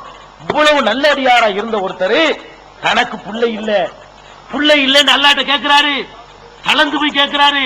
அல்லா கொடுக்கல பாருங்க, 25 கொடுக்க மாட்டேன்ட்டான், 30 கொடுக்கல, 40 கொடுக்கல, 50 கொடுக்கல, கலந்து போன வயசுல கேட்ட உடனே அல்லா கொடுக்குறான். எப்படி கொடுக்குறான்? யா ஜக்கரியா இன்னானு பஷிருக்கு பி குலாமின் இஸ்முஹு யஹ்யா, ஜக்கரியாவே உனக்கு ஒரு பிள்ளைய தர்றான், ஆம்பளை பிள்ளை, அதுக்கு பேரு யஹ்யா, பேரையும் வச்சு அதை வச்சுக்க அப்படிங்கிறான். அவருக்கு நம்பையே இல்ல, உனக்கு நம்பையே இல்ல, நமக்கு பிள்ளையா? அவர் தான் கேட்டாரு, தர்றேன்னு நம்ப முடியல. நமக்கு என்ன வயசுல, பொண்டாட்டிக்கு என்ன வயசு, இந்த வயசுல பிள்ளையா நம்ம எப்படி நம்புறது? அவர் நம்ப முடியல. அவர் அல்லாஹ்ட்ட கேட்கிற, யா அல்லாஹ், ஒரு எனக்கு பிள்ளை இருக்குங்கிறதுக்கு, என் மனைவி கர்ப்பிணி ஆயிட்டார் என்பதற்கு ஒரு அச்சாட்சியை காட்டுவேன். நான் எனக்கு வெளிப்படையான 3 மாசம் 4 மாசம் ஆகும்லங்க, பொண்டாட்டி கர்ப்பிணி ஆனா கரெக்டா கண்டுபிடிக்கிறதுக்கு ஒரு 2 மாசம் 3 மாசம் வச்சு ஆகும். தற்செயலா கூட மாதவிடாய் நின்று போயிருக்கலாம். ஒரு 3 மாசம் ஆனா தான் டாக்டர் கூட கன்ஃபார்ம் பண்ணுவாங்க. அப்ப 3 மாசம் கொடுக்க முடியல. யாரெல்லாம் இருக்குன்னு சொல்லியே உண்டாயிருச்சுன்னு எனக்கு ஒரு ஆதாரத்தை காட்டு. அல்ல அவரை கேட்டுப்பட்டு அவருக்கு நம்ப முடியல. அப்படிப்பட்ட பருவத்தில் எல்லாம் கொடுக்குறான். அல்லாஹ் சொல்றான், ஆயத்துக்க அல்லாஹ் துகல்லிமன்னாஸ ஸலாஸத அய்யாமின், 3 நாளைக்கு உனக்கு யார்ட்டையும் பேச்சே வராது. உன் பொண்டாட்டி கற்பமாயிட்டாங்க, அடையாளம் என்ன? பேசு பெப்பேன்னு வாயுதான் தொடங்கும், சத்தம் வராது, அதான் அடையாளம். போ 3 நாளைக்கு எந்த பேச்சும் எப்போ உனக்கு வரலையோ அன்னைக்கு விளங்கிக்க உன் பொண்டாட்டி கற்பமாயிட்டாங்க, உனக்கு புள்ள உண்டாயிருச்சுன்னு விளங்கிக்க அப்படின்னு சொல்லி அல்லாஹ் ஒரு அத்தாட்சியும் கொடுக்குறான். எதுக்கு சொல்ல வர்றேன்? ஜக்கரியா நபிக்கு தனக்கு ஒரு புள்ள வேணும்னு ஆசைப்படுறாரு. அல்லாஹ் அல்லாஹ்ட்ட கேட்டுட்டு இருக்காரு. அவருக்கு உண்டாக்கிற முடியல. அந்த வரலாறு நம்ம குர்ஆன்ல தான் பாக்குறோம். இது கதை இல்ல, கற்பனை இல்ல. அதே மாதிரி இப்ராஹிம் அலைஹிஸ்ஸலாம் அவங்களுக்கு நிகரா ஒரு நபி அல்லாஹ் குர்ஆன்ல புகழ்றானா? குர்ஆன்ல எத்தனை பேர் அல்லாஹ் புகழ்றான். ரொம்ப ரொம்ப ரொம்ப மேலதிக்கு வச்சு புகழ்றது யார? இப்ராஹிம் அலைஹிஸ்ஸலாத்து அளவுக்கு யாரையும் புகழல. ஏன்? அவருடைய ஒவ்வொரு செயலையும் வணக்கமாக்கி இருக்கிறாங்க. யாருக்காச்சும் இதை கொடுத்தானா? அவருக்கு எப்படிப்பட்ட அந்தஸ்து அல்லாஹ் கொடுத்தான்னு கேட்டா, அவர் பொண்டாட்டியை கொண்டு போய் பாரான் பெருவெளியில விட்டுறாரு. அன்னை பெருகிற மக்கா பாரான் பெருவெளியில விட்டுறாரு அல்லாஹ் ஒரு உத்தரவுப்படி. அந்த பெருவெளியில கடந்த அந்த குழந்தை தண்ணீருக்கு தவிக்குது. இஸ்மாயில் அந்த தவிக்கிற அந்த குழந்தைக்கு தண்ணி வேணுங்கிறதுக்காக இந்த அம்மா அங்க 2 மலை இருக்கு, சபா மலை, மர்வா மலை. சபாவுல மலையில ஏறி பாக்குறாங்க. எதுக்கு பாக்குறாங்க? ஏதாவது ஒட்டக கூட்டம் போகுதா? ஒட்டக கூட்டம் போனாங்கன்னா தண்ணி கொண்டு போவாங்க. ஏதாவது பிரயாண கூட்டம் தென்படுதா? மரம் இந்த மலையில பாக்குறாங்க, மரம் அந்த மலையில பாக்குறாங்க. இந்த மலை அந்த மலை, இந்த மலை அந்த மலை சொல்லி ஒரு 7 தடவை ஓடுறாங்க. அவங்க ஒரு தேவைக்கு ஓடினாங்க. அல்லாஹ் என்ன பண்ணிட்டான்? நீனும் ஓடுறாங்க. நம்மள ஹஜ்ஜுக்கு போய் ஓடுறீங்கல்ல, ஹஜ்ஜுக்கு போய் அந்த இப்ராஹிம் அம்மாவுடைய கொண்டாட்டி ஓடினாங்கல்ல, அந்த மனிதனை நான் எப்படி பொருந்திக்கிட்டேன்னு சொன்னா, அந்த அம்மா ஓடுன வேற நோக்கத்துக்கு நீனு ஓடு. அந்த அம்மாவுடைய தியாகத்தை மதிச்சு நீனு சபா மர்வாவோட ஓடிக்கிட்டு இருக்கோம். நீங்க ஹஜ்ஜுக்கு என்ன பண்றோம்? ஹஜ்ஜுக்கு போய் இன்னைக்கு சபா மர்வாவை மூடி மறைச்சுட்டானுவோ, மலை மாதிரி இருக்காது, இருந்தாலும் சபா மர்வாவோட ஓடுறமா இல்லையா? ஓடுறோம். இவன் ஏசி பண்ணி எல்லாத்தையும் இலாசாக்கி வச்சுட்டான். அந்த காலத்துல வேற மாதிரி இருந்துச்சு. அப்ப சபா மர்வா கடையில ஓடுறோம். அவருக்கு ஒரு பிள்ளைய கொடுத்தான், அறுக்க சொன்னா, அறுக்க போனாரு. அல்லாஹ் ஒரு ஆட்டை கொடுத்துட்டான். இது முடிஞ்சு போச்சு. நம்மளையும் அறுக்க சொல்றான். அவருக்கும் நியாயம் இருக்குது. அவர் பிள்ளைய அறுத்தாரா, அது அறுக்க போக முடியாம அல்லாஹ் ஆட்டை கொடுத்துட்டான்னு சொன்னா அல்லாஹ் என்ன பண்ணிட்டான்? அவர் மாதிரி உன்னுடைய தியாகத்தை காட்டுவதற்கு நீ அறுவோம் ஆட்டை அறுப்போம். அவருடைய நடைமுறையத்தை நமக்கு சுண்ணத்தாக்கப்பட்டிருக்கு. ஞாபகம் வச்சுக்கிறீங்க. அவரை எப்படி எல்லாம் அல்லாஹ் பண்றான்னு பாருங்க. அவர் இந்த காபத்துல்லா ஒரு இடத்துல இருந்து கட்டினாரு. அதுக்கு பேர் மக்காம இப்ராஹிம், இந்த உயரமான இடம். நீரும் எங்களுக்கு தொழுவுங்களா? அல்ல ஒத்தகிது நீ மக்காம இப்ராஹிம முசல்லா, மக்காம இப்ராஹிம்ல தொழுகையை நீங்க நடத்திக் கொள்ளுங்க, தொழுகுங்க அப்படின்னு கட்டளை இடுறான். அவர் சைத்தான் கெடுக்க பார்த்தான். சைத்தான் நபிமார்களுக்கு தென்படுவான். அதனால நபி பார்த்துட்டு கல்லை விட்டு எரிஞ்சாரு. நீ போய் சைத்தானை யாரும் பார்க்கலாம் இல்ல, அவர் எரிஞ்சாருலப்பா, நீ எரி. நம்ம எரியல போய் சைத்தானை கல்லறிறாங்களே, சைத்தானை பார்த்துட்டு எரியறிய இல்ல. அவர் நபி, அவர் பார்த்திருப்பாரு, அவர் எரிஞ்சாரு. அர்த்தம் இருக்குது. உன்னையும் அல்லாஹ் எரிய சொல்றான். இப்ப அல்லாஹ் அவரை எங்க கொண்டு வச்சிருக்கான்னு பாத்தியா? இப்ராஹிம் நபியுடைய சொந்த வாழ்க்கையில் நடந்தது, சொந்த குடும்பத்தில் நடந்ததை எல்லாம் அவன் அவனுடைய வணக்கம்னு சொல்றான். அதுக்கு தான் கலீல் ஃப்ரெண்ட் தான் வழங்குதா, ஃப்ரெண்ட் தான் வழங்குதா. இத்தகதல்லாஹு இப்ராஹிம கலீலா, இப்ராஹிம் அல்லாஹ் ஃப்ரெண்ட் ஆக்கிட்டாங்கறானே, இது அர்த்தம். அப்படி நெருக்கும். அந்த மாதிரி ரசூல் ஸல்லல்லாஹு அலைஹி வஸல்லம் இப்ராஹிம் நபிக்கு கொடுக்கிற பார்த்து பராமப்படுறாங்க. அவங்க நம்ம கற்று தர்றாங்க. எப்படி? அல்லாஹும்ம ஸல்லி அலா முஹம்மதின் வ அலா ஆலி முஹம்மதின் கமா சல்லைத அலா இப்ராஹிம், யா அல்லாஹ் இப்ராஹிமுக்கு அருள் புரிஞ்ச மாதிரி எங்க முகமது ஸல்லல்லாஹு அருள் புரிவாயான்னு கேட்க சொல்றாங்க. நீங்க தொழுகையில கேட்கறீங்களா ஸலவாத்து, அதுல என்ன கேட்கறீங்க? இப்ராஹிம் நபிக்கு அருள் புரிந்தது போலவே எங்கள் முகமது ஸல்லல்லாஹு அலைஹி வஸல்லத்துக்கும் நீ அருள் புரிவாயாக நம்ம கேட்டோம்னு சொன்னா அவருடைய தரஜா எங்க? அந்த இப்ராஹிம் நபிக்கு 2 ஆம்பளை பிள்ளை, ஒன்னு இஸ்ஹாக்கு, ஒன்னு இஸ்மாயில். இந்த 2 பேரும் அல்லாஹ் எப்ப கொடுத்தான்? தள்ளாத வயசுல கொடுத்தான், கலந்த வயசுல கொடுத்தான். அவரு அந்த அத கூட அல்லாஹ் சொல்லி காட்டுறான். இப்ராஹிம் இஸ்மாயில் நபியுடைய அந்த குழந்தை பெற செய்தியை சொன்ன உடனே அந்த பொண்டாட்டி சிரிக்குது. அலிது ஆனா அஜூசுன் வஹாதா பாலி செய்ஹா. மலக்குகள் வந்து இப்ராஹிம் நபிக்கு சொல்றாங்க, உனக்கு ஒரு புள்ள பிறக்க போகுதுப்பா அப்படின்னு.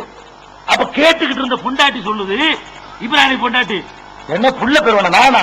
இந்த கிழவியா? இந்த கிழவனுக்கா? கேக்குது, இப்படி கேக்குது, குரான்ல இருக்குது. அலிது நான் புள்ள பெறுவேனா?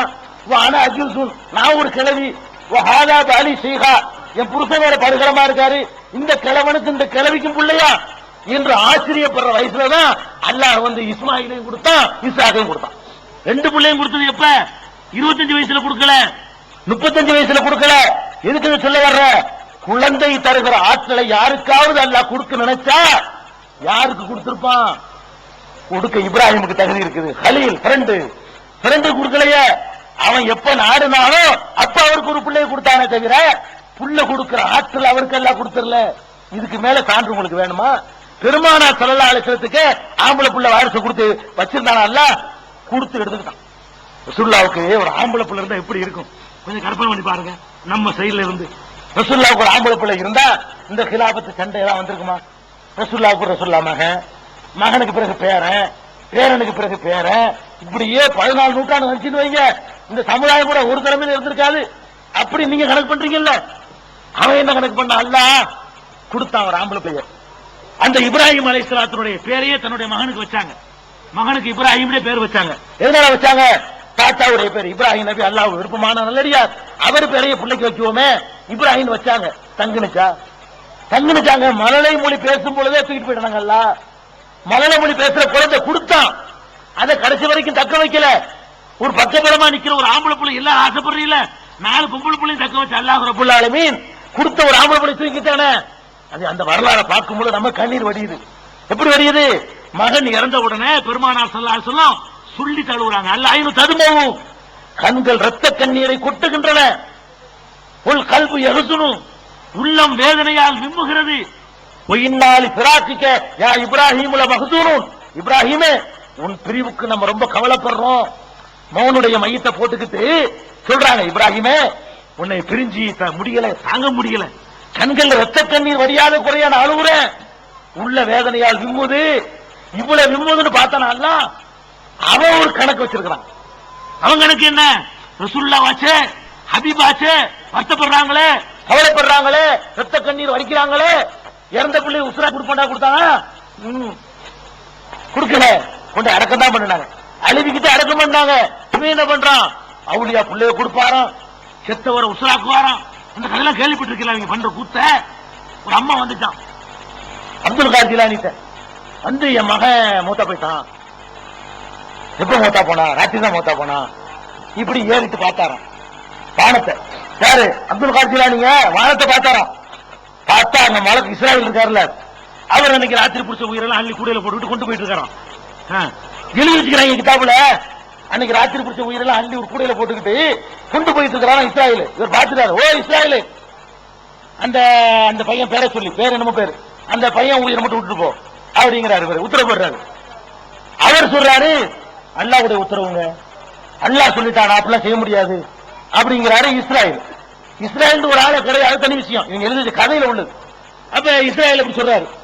சொன்ன உடனே என்ன இல்ல மரியாதையா அப்படிங்கிறாரு. இஸ்ராயலுக்கு சவால் விடுறாரு இவரு. அவர் முடியாண்டாரு, அல்லாஹ் சொல்லத்தான் கேட்ப, நீங்க சொன்ன கேட்க மாட்டாரு. உடனே நெஞ்சாரு கயிறு வச்சிருந்தாராம், பாசக்கயிறு, அப்படி தூக்கி சுழட்டி எரிஞ்சாராம். கரெக்டா இஸ்ராயல் காலில் போய் மாட்டிச்சான். அந்த கயிறு ஒரு வெட்டு தான் வெட்டினாராம், கைத்தை பிடிச்சு வெட்டு. கூட கூட கவுந்து போச்சான்.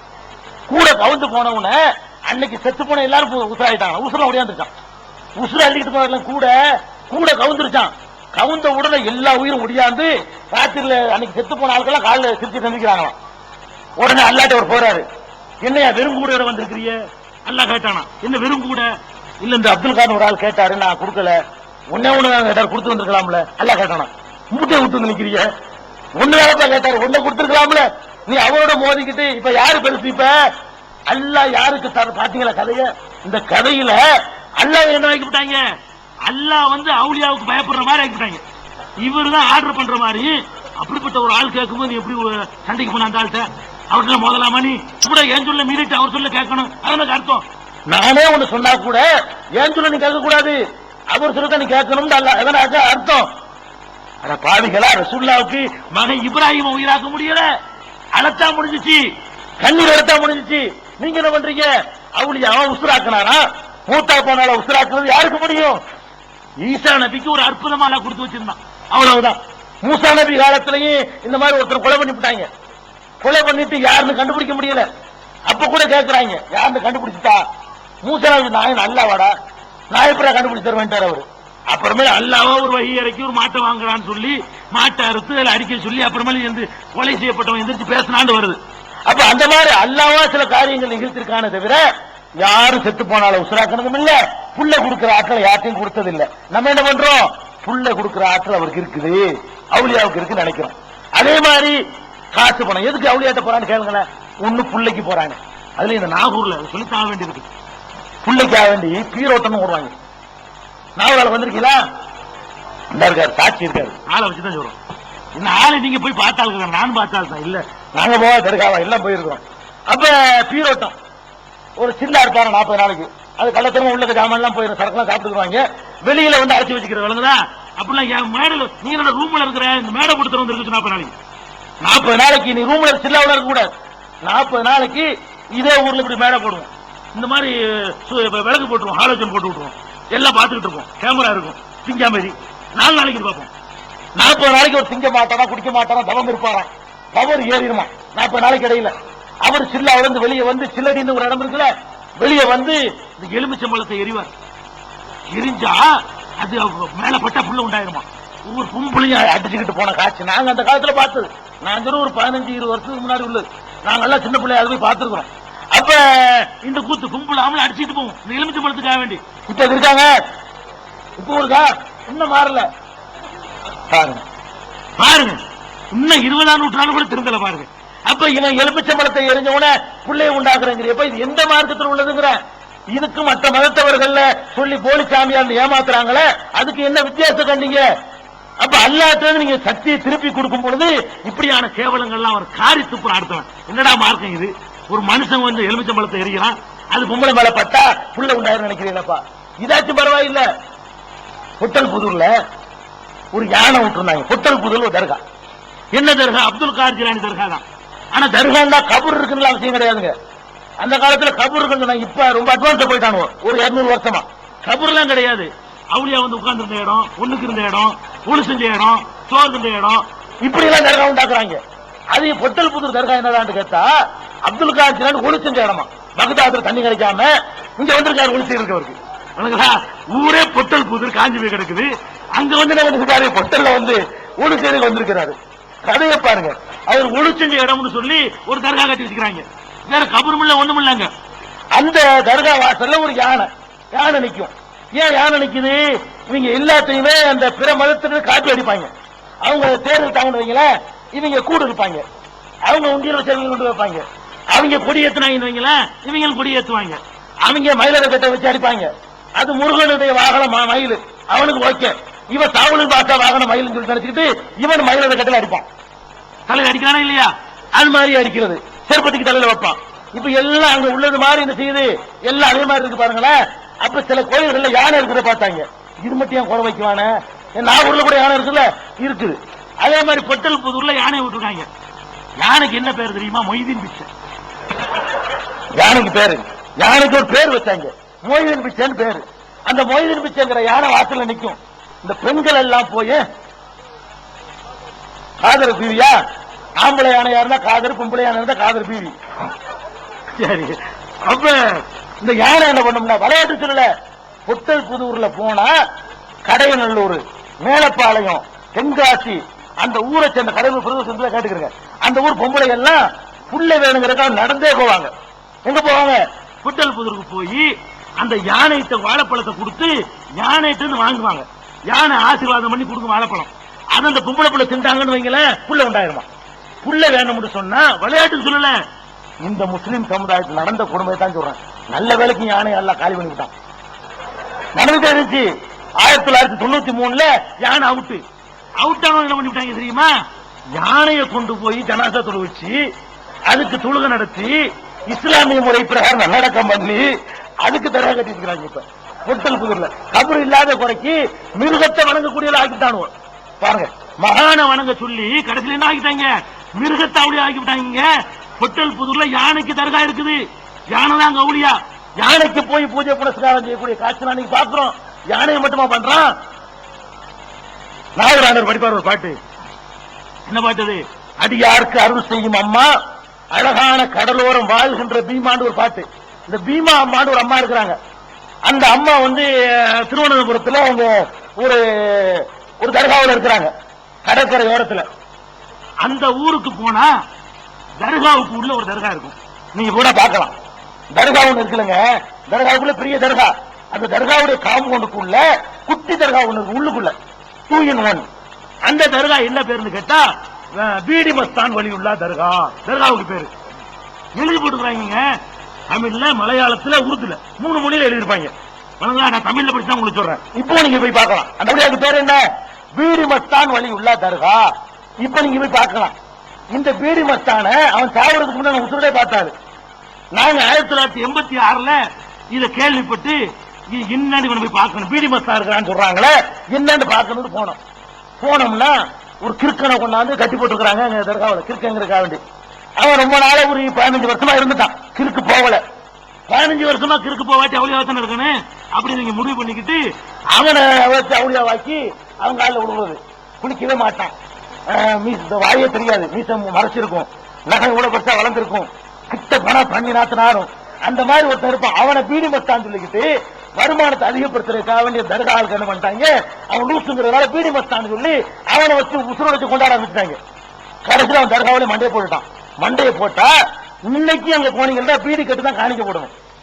அதுக்கு அவர் என்ன பிராண்டு குடிச்சாரோ பிராண்டு சொல்றாங்க. அந்த பக்கத்துல விற்பாங்க. அந்த பிராண்டு சொக்கலாலுபடியே செய்யறதுபடி ஒரு பீடி, அங்க உள்ள ஒரு பீடி. அந்த பீடியை வாங்கிட்டு போய் பீடி நுழையிற அளவுக்கு உண்டியல் வாசல் இருக்கும், அதுக்குள்ள அதை போடணும். காலையில் எடுத்து கடையில் கொடுத்துருவாங்க. மரம் கடையில் மரம் வித்துருவாங்க. பீடி அடிக்கிட்டு போய் காலையில கடைக்கு போயிடும். இந்த பீடியை தான் காணிக்கையா கொடுக்கணும். காணிக்கை கொடுத்தீங்கன்னா இந்த பீடி மஸ்தான் போட்டா வந்து தருவாங்க. அதை மணிபர்ஸ் வச்சு பாக்கெட் வச்சிருவாங்க. போட்டா பார்த்தா காணிக்கு போலாமான் இருக்கும். குளிக்க மாட்டான். அவுளியாண்ட ஒரு என்னடா அவுளியா என்ன வாங்கி வச்சுக்கீங்க? அல்லாவுடைய நேசம் குளிக்க மாட்டானா? அல்லாவுடைய நேசம் நகமட்ட மாட்டானா? அல்லாவுடைய நேசம் தான் ஒண்ணுக்கு கழுவ மாட்டானா? அல்லாவுடைய நேசம் நின்றுகிட்டு மூத்திரம் பெய்வானா? அல்லாவுடைய நேசம்னா வாங்கி தெரியாம மறைஞ்சிட்டு பைத்தியக்கார மாதிரி இருப்பானா? திப்பி திப்பியா முடி இருக்குங்க. இவன் அல்லாவுடைய நேசம். அப்ப இவங்க எதை வேண்டாலும் அவளியான்னு சொல்லி கேட்டு நாசமாக்கி விட்டாங்க. இது சொன்னா மகான்களை திட்டுறாங்க.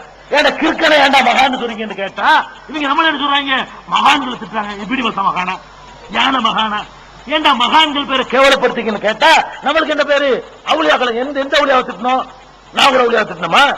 அப்துல் காதர் ஜிலானி பேர்ல கதை சொல்ல திட்டம். ஏன்டா போய் சொன்னீங்கன்னு திட்டம். அப்ப இந்த அதிகாரத்தை எல்லாம் கொடுக்கல, புள்ள கொடுக்கிற அதிகாரத்தை. அதே மாதிரி வந்துகிட்டு ரிஸ்க்கு தர்காவுக்கு ஏன் போறான்னு கேளுங்களேன். ஒன்னும் பிள்ளைக்கு அவண்டி போவான், இல்லன்னா எதுக்கு போவான்? காசுக்கு போவான். அவளியாட்ட போனா பணக்காரன் ஆக்கிடுவாரு. அவளியாட்ட போனா லாட்ரி சீட் எடுத்து வச்சு தர்காவில் வச்சு, லாட்ரி ஹராம் தான் விளங்கல. லாட்ரி சீட்டு வாங்குறது ஹராமும் சூதாட்டம் கூட விளங்காம லாட்ரி எடுத்துக்கிட்டு போய் அந்த தர்காவில் வச்சு தலைமாட்டில் வச்சு அதுக்கு ஒரு பாத்தியா போயிட்டு வர்றான். அவர் பணக்கார லாட்ரி சீட்ல பணம் உழுந்துடணுமா? ஏன்டா பணக்காரன் ஆக்குற அதிகாரத்தை எப்ப அல்லா கிட்ட கொடுத்தான்? யார்ட்டையாவது கொடுத்திருக்கிறானா? அப்படி கொடுத்திருந்தா அல்லாவுக்காகவே தங்களை அர்ப்பணிச்ச சஹாபாக்களை எதுக்கு ஒரு பேர் சம்பளத்துல ஒரு நாள் வாழ்க்கையை வாழ சொல்லி வச்சான்? எத்தனை சஹாபாக்களுக்கு உடுத்துற வேட்டிக்கு மாற்று வேட்டி இல்லாம இருந்தாங்களே, அந்த நிலையில எல்லாம் எதுக்கு ஆக்கனா? போத்திக்கிறதுக்கு ஒரு ஆடையில தொழலாமான்னு கேட்கிறாங்க ஒரு சஹாபி. அல்லாஹ்வுடைய தூதரே, நாங்கள் ஒரே ஒரு ஆடையை போர்த்தி கொண்டு தொழலாமா? அப்ப ரசூல் ஸல்லல்லாஹு அலைஹி சொல்றாங்க, அவளுக்குள்ளிக்கும் சௌபானி. இன்னும் எல்லாரும் 2 நாளையா வச்சுக்கிறோம், 1 நாள் வச்சுக்கிறோம். எல்லாத்தையுமே 1 நாள் இருக்குதுன்னு கேள்வி பேச கேட்க வந்துட்டேன். இருக்கிறத 1 நாள் இருக்குதுங்கிறாங்க. ஒரே ஒரு ஆடையில ஒட்டுமொத்த சமுதாயம். குடியிருக்க வீடு இல்ல, பள்ளிவாச சின்னையே வீடு. குடியிருக்க வீடு இல்லாம பள்ளிவாச சின்னதா சஹாபாக்களுக்கு வீடு, அஸ்ஹாபு சுஃபாக்களுக்கு. அவருடைய வறுமையை போக்க முடிஞ்சா? அந்த அதிகாரத்தை அல்லாஹ் கொடுத்தானா யாருக்காச்சு? எத்தனை சஹாபாக்கள் வறுமையை வந்து முறையிட்டாங்க, செய்ய முடிஞ்சா? முடியல. அல்லாஹ்வுடைய தூதர் எப்படிப்பட்ட பட்டினி?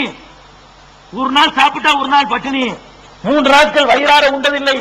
நபி ஸல்லல்லாஹு அலைஹி வஸல்லம் அவர்களும் அவர்களுக்கு வாழ்க்கைப்பட்ட காரணத்தினால நாங்களும் 3 நாட்கள் வயிறார சாப்பிட்டதில்லை. ஒரு நாள் சாப்பிட்டா 2 நாள் பட்டினி, தொடர்ந்து 3 நாட்கள் சாப்பிடாத ஒரு வாழ்க்கை வாழ்ந்தாங்களே. இப்படி வறுமையில் எத்தனையோ பேர். அதே நேரத்தில் நீங்க பாக்குறோம், பிறவுண்ட அள்ளி கொடுத்தான், டாடா பிள்ளாட்ட அள்ளி கொடுத்தான், வட்டேல்கள்ட்ட அள்ளி கொடுத்தான், மார்வாடிகள்ட்ட அள்ளி கொடுத்தான், பிரிகேட்ஸ் அள்ளி கொடுத்தான், அரபு நாட்டில் அள்ளி கொடுத்தான். யார் யாருக்கும் அள்ளி கொடுக்குறான். நல்லவன் கெட்டவன் பார்த்து அள்ளி கொடுக்கறது இல்ல, அதுபாடு அள்ளி கொடுக்கிறான். ரிஸ்க் அளிக்கிற அதிகாரத்தை அவன் தன் கையில வச்சிருக்கிறான். ரிஸ்க் என்பது ஒருத்தனை நல்லடியார் என்பதற்கு ஒரு அளவுகோல் இல்ல.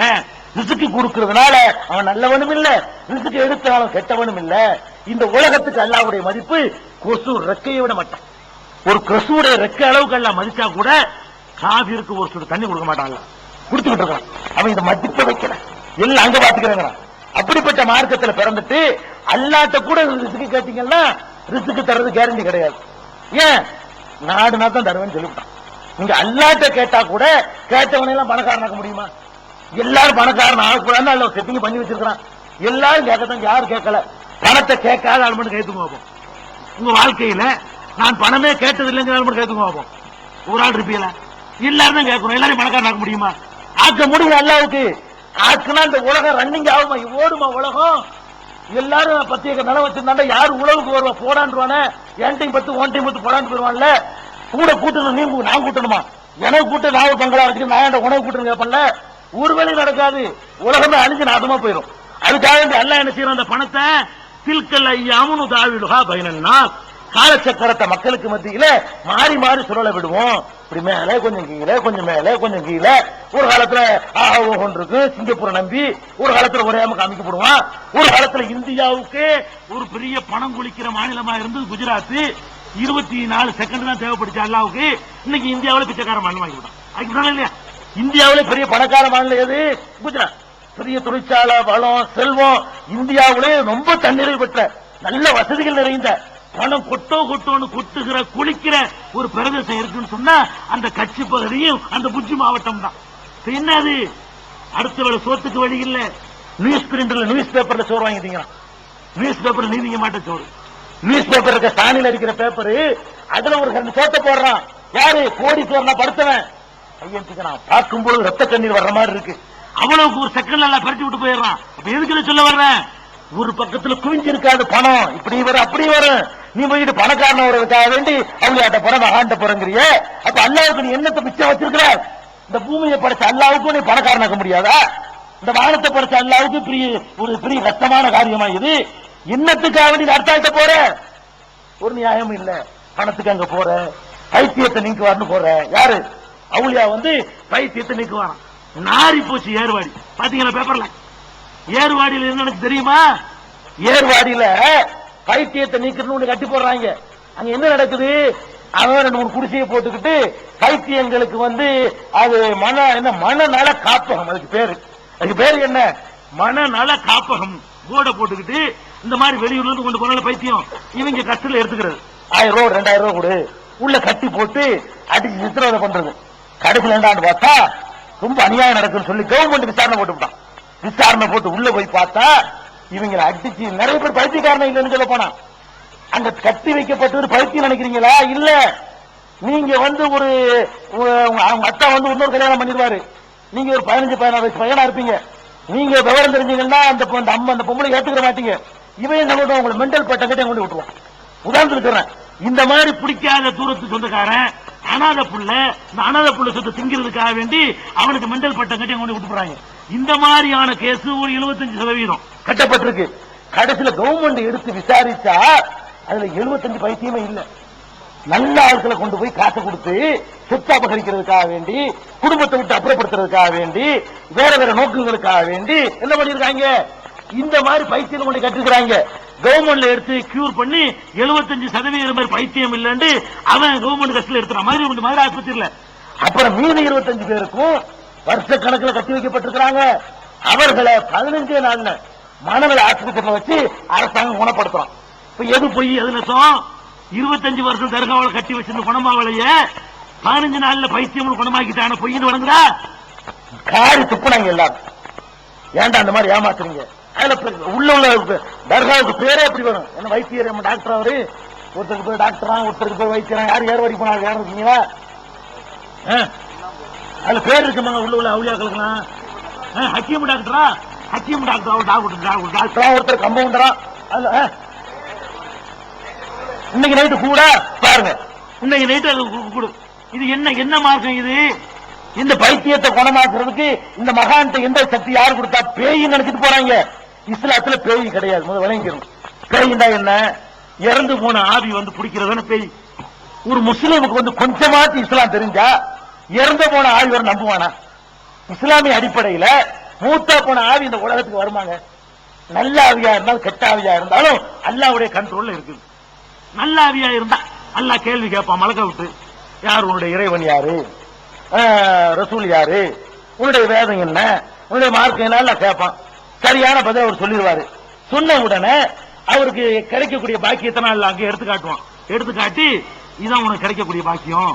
அப்ப அந்த நல்லடியார் சொல்லுவாரா, நான் கொஞ்சம் வீட்டுக்கு போய் சொல்லிட்டு வந்துடுறேன், அரிஜுவையில் அகலி வீடு வரைக்கும் போய் சொல்லிட்டு வந்துடுறேன்னு கேட்பாரான். உங்களுக்கு பெரிய பாக்கியம் கிடைச்சிருக்கிறேன்னு என் பொண்டாட்டி பிள்ளைகள் சொன்ன சந்தோஷப்படுவாங்க. அல்லா பரிசு நான் தேறிட்டேன், அல்லா என்னை பாஸ் ஆகிட்டான் அப்படின்னு சொல்லிட்டு வர்றேன்னு இவர் கேட்பார். அப்ப மலக்கள் சொல்லுவாங்க, அது நடக்காது, வந்துட்ட போயல. அதனால கேட்டுக்கிட்டே தான் இருப்பேன். தூங்க பேசாம தூங்க வச்சிடுறாங்க. எது வரைக்கும் தூங்க வைக்கிறாங்க? அல்லாஹ் எழுப்புற வரைக்கும் தூங்க வைக்கிறாங்க. புகாரில் வரக்கூடிய ஹதீஸ், ஹத்தா ஐக்கலக அல்லாஹு நீ மவுஜைக்க ஹாதா, நீ படுத்திருக்கிற இந்த இடத்துல இருந்து அல்லாஹ் எழுப்புற வரைக்கும் தூங்கு, புது மாப்பிள்ள மாதிரி தூங்கு. அப்ப நல்லடியார் தூங்கிட்டு இருக்கிறார். வருவாரா? தூங்கிட்டு இருக்கிறார். எது வரைக்கும் தூங்குறாரு? கியாம நாள் வரைக்கும் தூங்குறாரு. அப்ப எந்த அவுளியாவும் எந்த மகானும் எந்த நல்லடியாரும் இந்த உலகத்துக்கு வர முடியாது. கெட்டவனாச்சு வருவானா? அவன் வரமாட்டான். ஏன்? கெட்டவனா இருந்தா கேள்வி கேட்பாங்க வழக்கு, பதில் சொல்ல முடியாது. என்ன பதில் சொல்லுவான்? ஹா ஹா லா தெரியுமா, ஐயோ எனக்கு தெரியலையேன்றான். தெரியலையா? தொழுகை விட்டதுக்கு ஒரு குத்து, நோம்ப விட்டதுக்கு ஒரு அடி, செஞ்ச தப்புகளை எல்லாம் சொல்லிக்கிட்டு ஒண்ணுக்கு அடி கொடுத்துக்கிட்டே இருப்பானா அல்ல மலக்கு மூலமா. எத்தனை நாளைக்கு? அதுவும் எழுப்புற வரைக்கும். கியாமத்தினால எழுப்புவான எல்லாத்தையும் அது வரைக்கும். அப்ப நல்லவராக இருந்தா எழுப்புற வரைக்கும் தூங்குறார், கெட்டவராக இருந்தா எழுப்புற வரைக்கும் மிதி வாங்கிட்டு இருக்கிறார். இங்க எப்படி வர முடியும்? இங்க எப்படி வர முடியும்? திகார் ஜெயில தப்பிச்சு வர்றதுக்கு அல்ல சென்ட்ரல் ஜெயில ஆட்டோ சங்கர் மாதிரி தப்பிச்சு. அப்ப என்ன நினைச்சிட்டு இருக்கு? அல்லாவுடைய ஜெயில, அல்லாவுடைய ஜெயில அவ்வளவு பலகீனமானதா? எப்படி வருவான்னு நினைக்கிறீங்க? அல்லா என் கையில வச்சிருக்கிறாங்க. நீங்க தப்பிச்சு வந்து ஒரு ஆள் வந்து இன்னொரு ஆள்கிட்ட மேலாடுவார் நம்புறீங்களே, ஒரு முஸ்லீம் எப்படி நம்ப முடியும்? அப்ப நீங்க கபரை நம்பலையா? முன்கர் நக்கீர் நம்பலையா? கபருடைய வேதனையை நீங்க நம்பலையா? கபர்ல பாக்கியங்கள் இருக்கு நம்பலையா? அப்ப அதை நம்பாட்டி பேய நம்பிட்டு போங்க. பேய இல்லன்னு சொல்றது இஸ்லாம் பண்ண பேய விரட்டுறதுக்கு ஓடுறீங்க. பைத்தியம் தான் இருக்குது இஸ்லாத்துல. என்ன இருக்குது? ஒருவன் எதையாவது பார்த்து அதிர்ச்சி அடைஞ்சிட்டான்னு சொன்னா அவன் மெண்டல் ஆயிருவான், பைத்தியம் ஆயிருவான். பைத்தியமாய் ஒண்ணு கிடக்கும், உணருவான். பைத்தியத்துக்கு வைத்தியம் இருக்கு, நரம்பு முறுக்கிக்கிறோம். அதாவது மூளையில இருந்தாங்க உடம்புக்கு போனா சப்ளை ஆகுது. இந்த கழுத்து, இந்த தண்டு இருக்கு, இந்த கழுத்துல உள்ள தண்டு ஸ்பைனல் கார்டுங்க பாருங்க, இதுலதான் வந்து எல்லா கனெக்ஷனும் எல்லாம் சேர்த்து வச்சுக்கலாம். ஜங்ஷன் பாக்ஸ் தான். இங்க வந்து அவ்வளவு சப்ளை போய்கிட்டு இருக்கு. இதுல ஒரு நரம்பு சுருங்கிச்சுன்னு வைங்களேன், அந்த செக்ஷன் வேலை செய்யாது. பார்வையுடைய நரம்பு சுருங்கினா பார்வை வேலை செய்யாது, சிந்திக்கிற நரம்பு சுருங்கினா அது வேலை செய்யாது. மொத்தமா சுருங்கிட்டா மொத்த ஊசா போயிருவான்.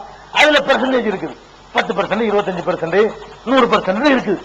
அந்தந்த நரம்புகளை மென்மைப்படுத்துவதற்குரிய மாத்திரைகளை கொடுத்து, எலக்ட்ரானிக் ஷாக் கொடுத்து அந்த நரம்புடைய அந்த முறுக்கு நரம்பு சரி பண்ணி விட்டான்னு சொன்னா மூளை கிளீனா வேலை செஞ்சிடும். இதுக்கு வைத்தியம் இருக்குது.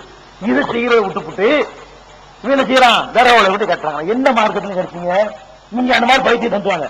6 மாசத்துல நம்ம குணப்படுத்தி காட்டுவாங்க. மெட்ராஸ் கொண்டு வாங்க, மதுரை கொண்டு வாங்க. எவ்வளவு அற்புதமான வைத்தியம் எந்த உலகத்துல வாழ்ந்து கொண்டிருக்கிறோம். அந்த மாதிரியான உலகத்துல கொண்டு போய் அவனை கொண்டு லைஃப் பூரா ஆக்கி ஊரு ஊரா மாற்றி அவனை இன்னும் முத்த வச்சு 25ல போனவனை 95 ஆக்கி கெடுத்து நாசமாக்கிடுவோம். அதை பாக்குறோம். இன்னொன்னு என்ன? பேய் மாதிரி நடிக்கிறது. கொஞ்சம் மென்டல் இருக்குது. இந்த நடிக்கிற கேசம் இருக்குது, பல நோக்கத்துக்காக நடிக்கும். பேய் மாதிரி நடிச்சா ஊர்ல மரியாதை இருக்கும். எப்ப பார்த்தாலும் தொந்தரவு பண்றாங்க. பேய் விஷம் போட்டா வீட்டுல தன்னால மரியாதை வந்துடும், கௌரவம் வந்துடும். திட்ட மாட்டாங்க, திட்டா பேய் வந்துருமே. அதுக்காக பயந்து திட்டுறது இல்ல. இந்த மாதிரி கௌரவத்துக்காக வேண்டி, தப்பு தண்டா செய்யறதுக்காக வேண்டி பேய் விஷம் போடக்கூடிய கூட்டங்களும் உண்டு. அது நடிப்பா பைத்தியமான கண்டுபிடிச்சு அதுக்குள்ள ட்ரீட்மெண்ட் கொடுத்தா கியூர் ஆயிரும். இதான் இஸ்லாத்து நிலைப்பாடு. அப்ப இந்த மாதிரி பேய் பிசாசம் நம்பிக்கிட்டு அதுக்காக வேண்டி தர்காக்களை நோக்கி போறோம். எதுக்கு நான் கேட்கிறேன்னு கேட்டா, இந்த பைத்தியத்தை அல்லாஹ் குணமாக்க முடியுமா முடியாது? இந்த வறுமையை அல்லாஹ்வுக்கு நீக்க முடியுமா முடியாது? இந்த குழந்தையை அல்லாஹ்வுக்கு தர முடியுமா முடியாது? அப்ப அல்லாஹ்வை நீங்க அல்லாஹ் எதுக்கு நான் கேட்கிறேன்.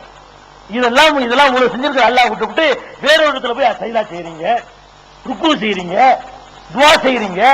அந்த தர்காவுல ஒரு பொருளை வச்சுட்டாலே அதுல ஏதோ புனிதம் வந்துருச்சு நினைச்சுக்கிட்டு அதை கொண்டாந்து குடிக்கிறீங்க. எண்ணெயை வச்சு பாக்குறீங்களா? தர்காவுல எண்ணெயை வச்சு ராத்திரில அந்த எண்ணெயில பள்ளி பாச்சான் எல்லாம் உழுந்து கிடக்கும் பறக்கத்து. அதையும் சேர்த்து குடிக்கிறதுக்கு தனி காசு கொடுக்கணும். அந்த எண்ணெயை கொண்டாந்து மூஞ்சில தேய்ச்சிக்கிட்டு நாட்டில் நடக்கிற குட்டம்லாம் இருக்குது. இன்னைக்கு இருக்கு பார்த்துட்டு இருக்கோம். அப்ப இதெல்லாம் எந்த மார்க்கத்துல கத்துக்கிட்டீங்க? இது யார் சொல்லி தந்தா? குர்ஆன்ல இருக்குதா? பெருமானார் ஸல்லல்லாஹு அலைஹி வஸல்லம் சொன்ன ஹதீஸ்ல இருக்குதா? அப்ப இந்த மாதிரியான பித்தலாட்டங்கள்ல இருந்தெல்லாம் நம்ம விடுபடணும். எந்த ஒரு அதிகாரத்தையும் அல்லாஹ் யாருக்கும் பங்கிட்ட கொடுக்கல. எனக்கு முந்தி பேசின தலைப்புகளை கூட சொல்லியிருப்பாங்க. நபிமார்களுக்கு அல்லாஹ் கொடுக்கல, பெரிய பெரிய நாதாக்களுக்கு கொடுக்கல. அவனுடைய அதிகாரத்துல போட்டிக்கு யார் வந்தாலும் அவனால பொறுத்துக் கொள்ள முடியல. அல்லாஹ் பொறுத்த வரைக்கும் அந்த சூப்பர் பவரா மட்டும் நினைக்கிறானே தவிர அவனுக்கு போட்டியா நபியே வந்தாருன்னு வைங்கள தூக்கி கட்டாசிடுவாங்க. அல்லாஹ் யூனுஸ் நபி வரலாறு ஒண்ணு பத்தாது, கேள்விப்பட்டது இல்ல. குர்ஆன்ல யூனுஸ் நபியை பத்தி என்ன சொல்றான்னு நீங்க படிச்சு பார்த்திருக்கீங்களா? அல்லாஹ் எவ்வளவு பெரிய கடுமையான வார்த்தையை பிரயோகிக்கிறான். ஏன் பிரயோகிக்கிறான்? யூனுஸ் நபி ஒரு சிறந்த நபி.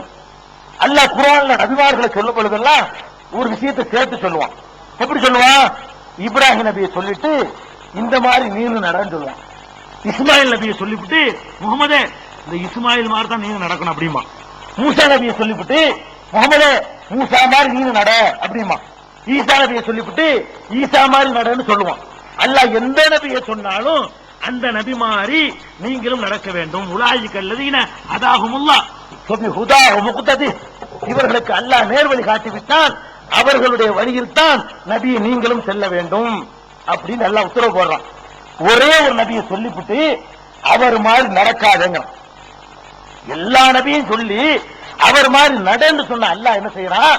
வலா தகுன் க சாஹிபில் ஹூத். இந்த மீன் வயிற்றில் இருந்தாரே ஒருத்தர், பேரை கூட சொல்ல மாட்டாங்க. மீன் வயிற்றில் இருந்தாரே அவர் மாதிரி நீ ஆகிவிடாதே. மீன் வயிற்றில் இருந்தவனா யாரு? யூனுஸ் நபி. அவர் மாதிரி ஆகிறாதே அப்படிங்கிறான். ஏன் ஆக வேணாம்னு சொல்றான் தெரியுமா? யூனுஸ் நபி அப்படி என்ன தப்பு செஞ்சாரு? எல்லா நபிமார்களையும் சொல்லிவிட்டார்ல, பாராட்டும் போது ஒரு நபியை மட்டும் என்ன செய்யறான்ல? கண்டிக்கிறான். எப்படி கண்டிக்கிறான்? யூனுஸ் நபி மாதிரி நீ ஆகக்கூடாது, ஜாக்கிரதை எச்சரிக்கிறாங்க. ஏன் இதை சொல்றான்னு கேட்டா, இந்த சம்பவத்தை நீங்க விளங்கினா போதுங்க, வேற ஆதாரமும் உங்களுக்கு தேவையில்லை. அல்லாஹ் விட்டுட்டு வேற எந்த இடத்துக்கும் போகக்கூடாது என்பதற்கு இந்த ஒரு சம்பவம் மட்டுமே போதும். அவர் பிரச்சாரம் பண்றார். யூனுஸ் அலைஹிஸ்ஸலாம் பெரிய சமுதாயம். அவர் பிரச்சாரம் பண்ண சமுதாயம் இருக்க 1,00,000 பேருக்கு அனுப்பப்பட்ட நபி அவர். அந்த காலத்துல 1,00,000 இன்னைக்கு 100 கோடிக்கு சமம். அந்த காலத்துல 1,00,000 100 கோடி பேருக்கு சமானம். மக்கள் தொகை அவ்வளவு குறைவா இருந்த ஒரு 6 லட்சம் 7 லட்சம் பேர் தான் உலகத்தில் இருந்திருப்பாங்க. அப்படிப்பட்ட காலத்துல அவரை பத்தி அல்லாஹ் சொல்லும் பொழுது அர்சல்நாஹு இலா மேத்தி அல்பின் அவ் யஸீதூன், 1,00,000 அதுக்கு மேல உள்ள மக்களுக்கு அவரை நபியா அனுப்பணும். அப்ப 1,00,000க்கு மேற்பட்ட மக்களுக்கு நபியாக அனுப்பப்படுறார். போய் சொல்றாரு, பிரச்சாரம் பண்றாரு. கேட்க மாட்டேங்கிறாங்க. பல மாதிரி முயற்சி பண்ணி பாக்குறாரு, ஏத்துக்கிற மாட்டேங்கிறாங்க. எல்லா நபியும் அடிச்ச மாதிரி அடிக்கிறாங்க, உதைக்கிறாங்க, சித்திரவதை பண்றாங்க. அவரும் ஒரு அளவுக்கு மேல பொறுத்து பார்த்துட்டு அல்லாஹ்ட கையேந்திட்டார். யா அல்லாஹ், இவங்க தர மாட்டாங்க, நீ உன் வேலையை காட்டுது, நீ என்னால இவங்களை திருத்த முடியல, நீ உன்னுடைய அதாபை இறைக்க தண்டனை கொடுத்துரு அப்படின்னு சொல்லி அவரே விரக்தி அடைஞ்சு போய் பிரார்த்தனை பண்ணிடுறாரு. அல்லாஹ் என்ன பண்ணிட்டான்?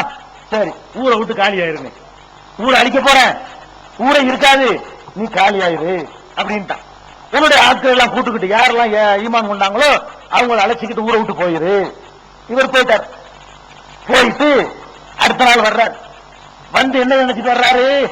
அது கட்சி மாதிரி புச்சி மாதிரி இருக்குன்னு நினைச்சிட்டு வர்றாரு. அவர் ஒண்ணுமில்லாம போயிருக்கணும், சந்தோஷத்துல வர்றாரு. எல்லாம் நல்லா அழிச்சிருப்பான், ஒண்ணுமே இருக்காது, இப்ப வெறும் தந்தரையா கிடக்கு, பாடியில் அப்புறப்படுத்துற வேலை மட்டும் தான் நமக்கு இருக்கு அப்படி நினைச்சுக்கிட்டு இவர் வந்தா ஊரை ஜேஜேன்னு இருக்குது, ஊர் அழிஞ்சு போயிருக்குன்னு நினைச்சிட்டு இவர் வர்றாரு. ஊர்ல எந்த அழிவும் இல்ல, எல்லாம் சந்தோஷமா மக்கள் செய்யறாங்க, விழா கொண்டாடிக்கிட்டு இருக்கிறாங்க. இவர் ஊருடைய ஆரம்பத்தை பார்க்கிறாரு. ஆஹா, சரியில்லையே, நம்ம தோத்துட்டோமே, நம்ம அழிக்க சொன்ன அப்படி உசுரோட இருக்கிறாங்களே, எந்த முகத்துல இவங்கள்ட்ட போறது அப்படின்னு சொன்ன உடனே இவருக்கு கோபம் வருது. யாரு மேல கோபம் வருது? அல்லாஹ் மேல கோபம் வருது. ஒரு நபிக்கு என்ன வரக்கூடாது அது வருது. இது நான் சொல்லல, அல்லாஹ் சொல்றான்.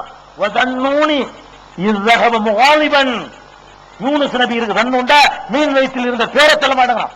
மீன் வயிற்றில் இருந்தாரே இவர் இஸ்ஸஹப முகாலிபன் கோபித்துக் கொண்டு போகிறார். என்னோட கோபிச்சுட்டு போறாரு. அல்ல நக்கத்தில் அழகி அவர் மீது நமக்கு சக்தி இல்லை என்று நினைத்துக் கொண்டார். நீ கோபிச்சுட்டு எங்க போவ? இங்க இருந்து கொடிக்கால் பாளையத்தில் கோவிச்சுட்டு கும்பகோணத்துக்கு போனாலும் அது ஏன் ஊர் தானே. கும்பகோணத்துல கோவிச்சுக்கிட்டு நீ புதுடெல்லிக்கு போனாலும் அது ஏன் ஊர் தானப்பா. அட மண்ணுலக விட்டு சந்திர மண்டலத்துக்கு போனாலும் எங்க போயிட வேண்டாம், அது ஏன் சந்திரம் தானே. கோவிச்சுட்டு போறான். அல்லா சொல்றான் கோவிச்சுக்கிட்டு போறாரு. அவர் என்ன நினைத்தார் நல்லா சொல்றான். அவர் மீது நமக்கு சக்தி இல்லை என்று நினைத்துக் கொண்டார், தப்பிச்சு போயிடலாம் அப்படின்னு அவர் நினைக்கிறார். நான் என்ன பண்ணேன் தெரியுமா? ஃபனாதா ஃபில் ظுலுமாத்தி அல்லா இலாஹ இல்லா அன்த சுப்ஹானக இன்னி குன்து மினல் ஸாலிமீன். அவரை பல இருள்களிலே போய் சிக்க வைத்து லா இலாஹ இல்லா அன்த சுப்ஹானக இன்னி குன்து மினல் ஸாலிமீன் என்று அழைக்க வைத்து விட்டேன். இறைவா, நான் அநியாயம் செஞ்சிட்டேன், நீதான் தூய்மையானவன், என்னுடைய பாவத்தை மன்னிச்சிரு அப்படின்னு கேட்க வச்சுட்டேன் அப்படின்னு நல்லா சொல்லி காட்டுறான். இப்ப என்ன விஷயம்? இவர் பார்க்கிறாரு, இவர் நினைச்சபடி அங்க நடக்கல. நடக்காட்டி என்ன செய்யணும்? அல்லாவுக்கு அதிகாரம் இருக்குன்னு ஒத்துருக்கணும். அல்லாஹ் ஒண்ணு மட்டும் சொல்லுவான், அதை விட ஒரு நோக்கத்துக்கு அதை மாத்துவான். அதை நம்ம சொல்றதை கேட்க அடிமையா? அவன் சொல்றதை கேட்கிற அடிமை நம்மளா? நம்ம சொல்றதை கேட்கிற அடிமை அவனா? இது அவருக்கு விளங்கல. விளங்கலன்னு அல்லாஹ் சொல்றான், நானா சொல்றேன். இது அவருக்கு விளங்கல. விளங்காம என்ன செய்யறாரு? இப்படி சொல்லிவிட்டு நம்மகிட்ட அழிக்கிறேன்னு சொல்லிவிட்டு காப்பாற்றுறது. ஏன் காப்பாத்தலாம் தெரியுமா? இவர் போன உடனே ஊர் மக்கள் எல்லாம் கூடுறாங்க. கூடி அந்த அறிகுறி தெரியுது, ஒரு செம்மேகம் வருது. இவர் சொல்லிட்டு போன அறிகுறி எல்லாம் வருது. அழிவு நெருங்கிருச்சு, யூனுஸ் சொன்னது கரெக்டுப்பா, நம்ம இப்ப தெரிஞ்சிருவோம்னு சொல்லி, யா அல்லாஹ் நாங்க தப்பு பண்ணிட்டோம், யூனுஸ் பேச்ச கேட்காம விட்டுட்டோம், அவர் வந்தா நாங்கள் வரவேற்க தயாரா இருக்கிறோம், உன்னை நாங்கள் கடவுளா ஏத்துக்கிறோம்ல அப்படின்னு சொல்லி ஒரு கடவுளை எல்லாரும் நம்பி அல்லாட்ட துவா செஞ்சிட்டாங்க. அல்ல அதை பாப்பானா இவர் சொன்னது கேட்பானா? இப்ப திருந்துட்டாங்க மக்கள். அல்லாஹ் நம்ம காப்பாத்திட்டான். இவர் ஒரு நபிங்கிற முறை என்ன பண்ணிருக்கானே? யா அல்லாஹ் இப்படி சொன்னீங்க, இப்படி இருக்குத, இப்ப நான் என்ன செய்ய, என்னத்துக்கு அல்லாஹ் செஞ்ச இந்த விளக்கம் கேட்கலாம். வகி தொடர்புடையவர், அல்லாஹ் இருந்து மெசேஜ் வரும். வகி இருக்கிறது, நபியா இருக்கிறதுனால மெசேஜ் வந்திருக்கும். இவர் என்ன பண்றாரு? நீங்க நான் நினைக்கிற மாதிரி அவர் நினைக்கிறாரு. இது எப்படி நம்மள்ட்ட சொல்லிவிட முடியாது? நம்மள்ட்ட சொல்லிவிட்டான் அழிக்கிறேன்னு சொல்லிட்டு அப்புறம் அழிக்கிறோம், அது என்ன அர்த்தம்? அது அல்லாஹ் நம்மள்ட்ட சொல்லிட்டு நம்ம வேற மாதிரி நடக்கிறதா அவங்க கேட்கிறார். அல்லாஹ் உங்கள்ட்ட சொன்னா அப்படி நடக்கணுமா இப்படின்னு நினைச்சுக்கிட்டு போனவன அல்லாஹ் கோவம் என்ன செய்யறான்? இவர் மாதிரி நீ ஆகாத, இதோட நிறுத்திக்கிட்டா பரவாயில்ல. இன்னொரு இடத்துல சொல்றான், கடுமையான வார்த்தை, லவ்லா அன் ததாரகஹு நிஅமத்தும் மின் ரப்பிஹி லநுபில பில் ஆராயி வஹு மதுமூம்.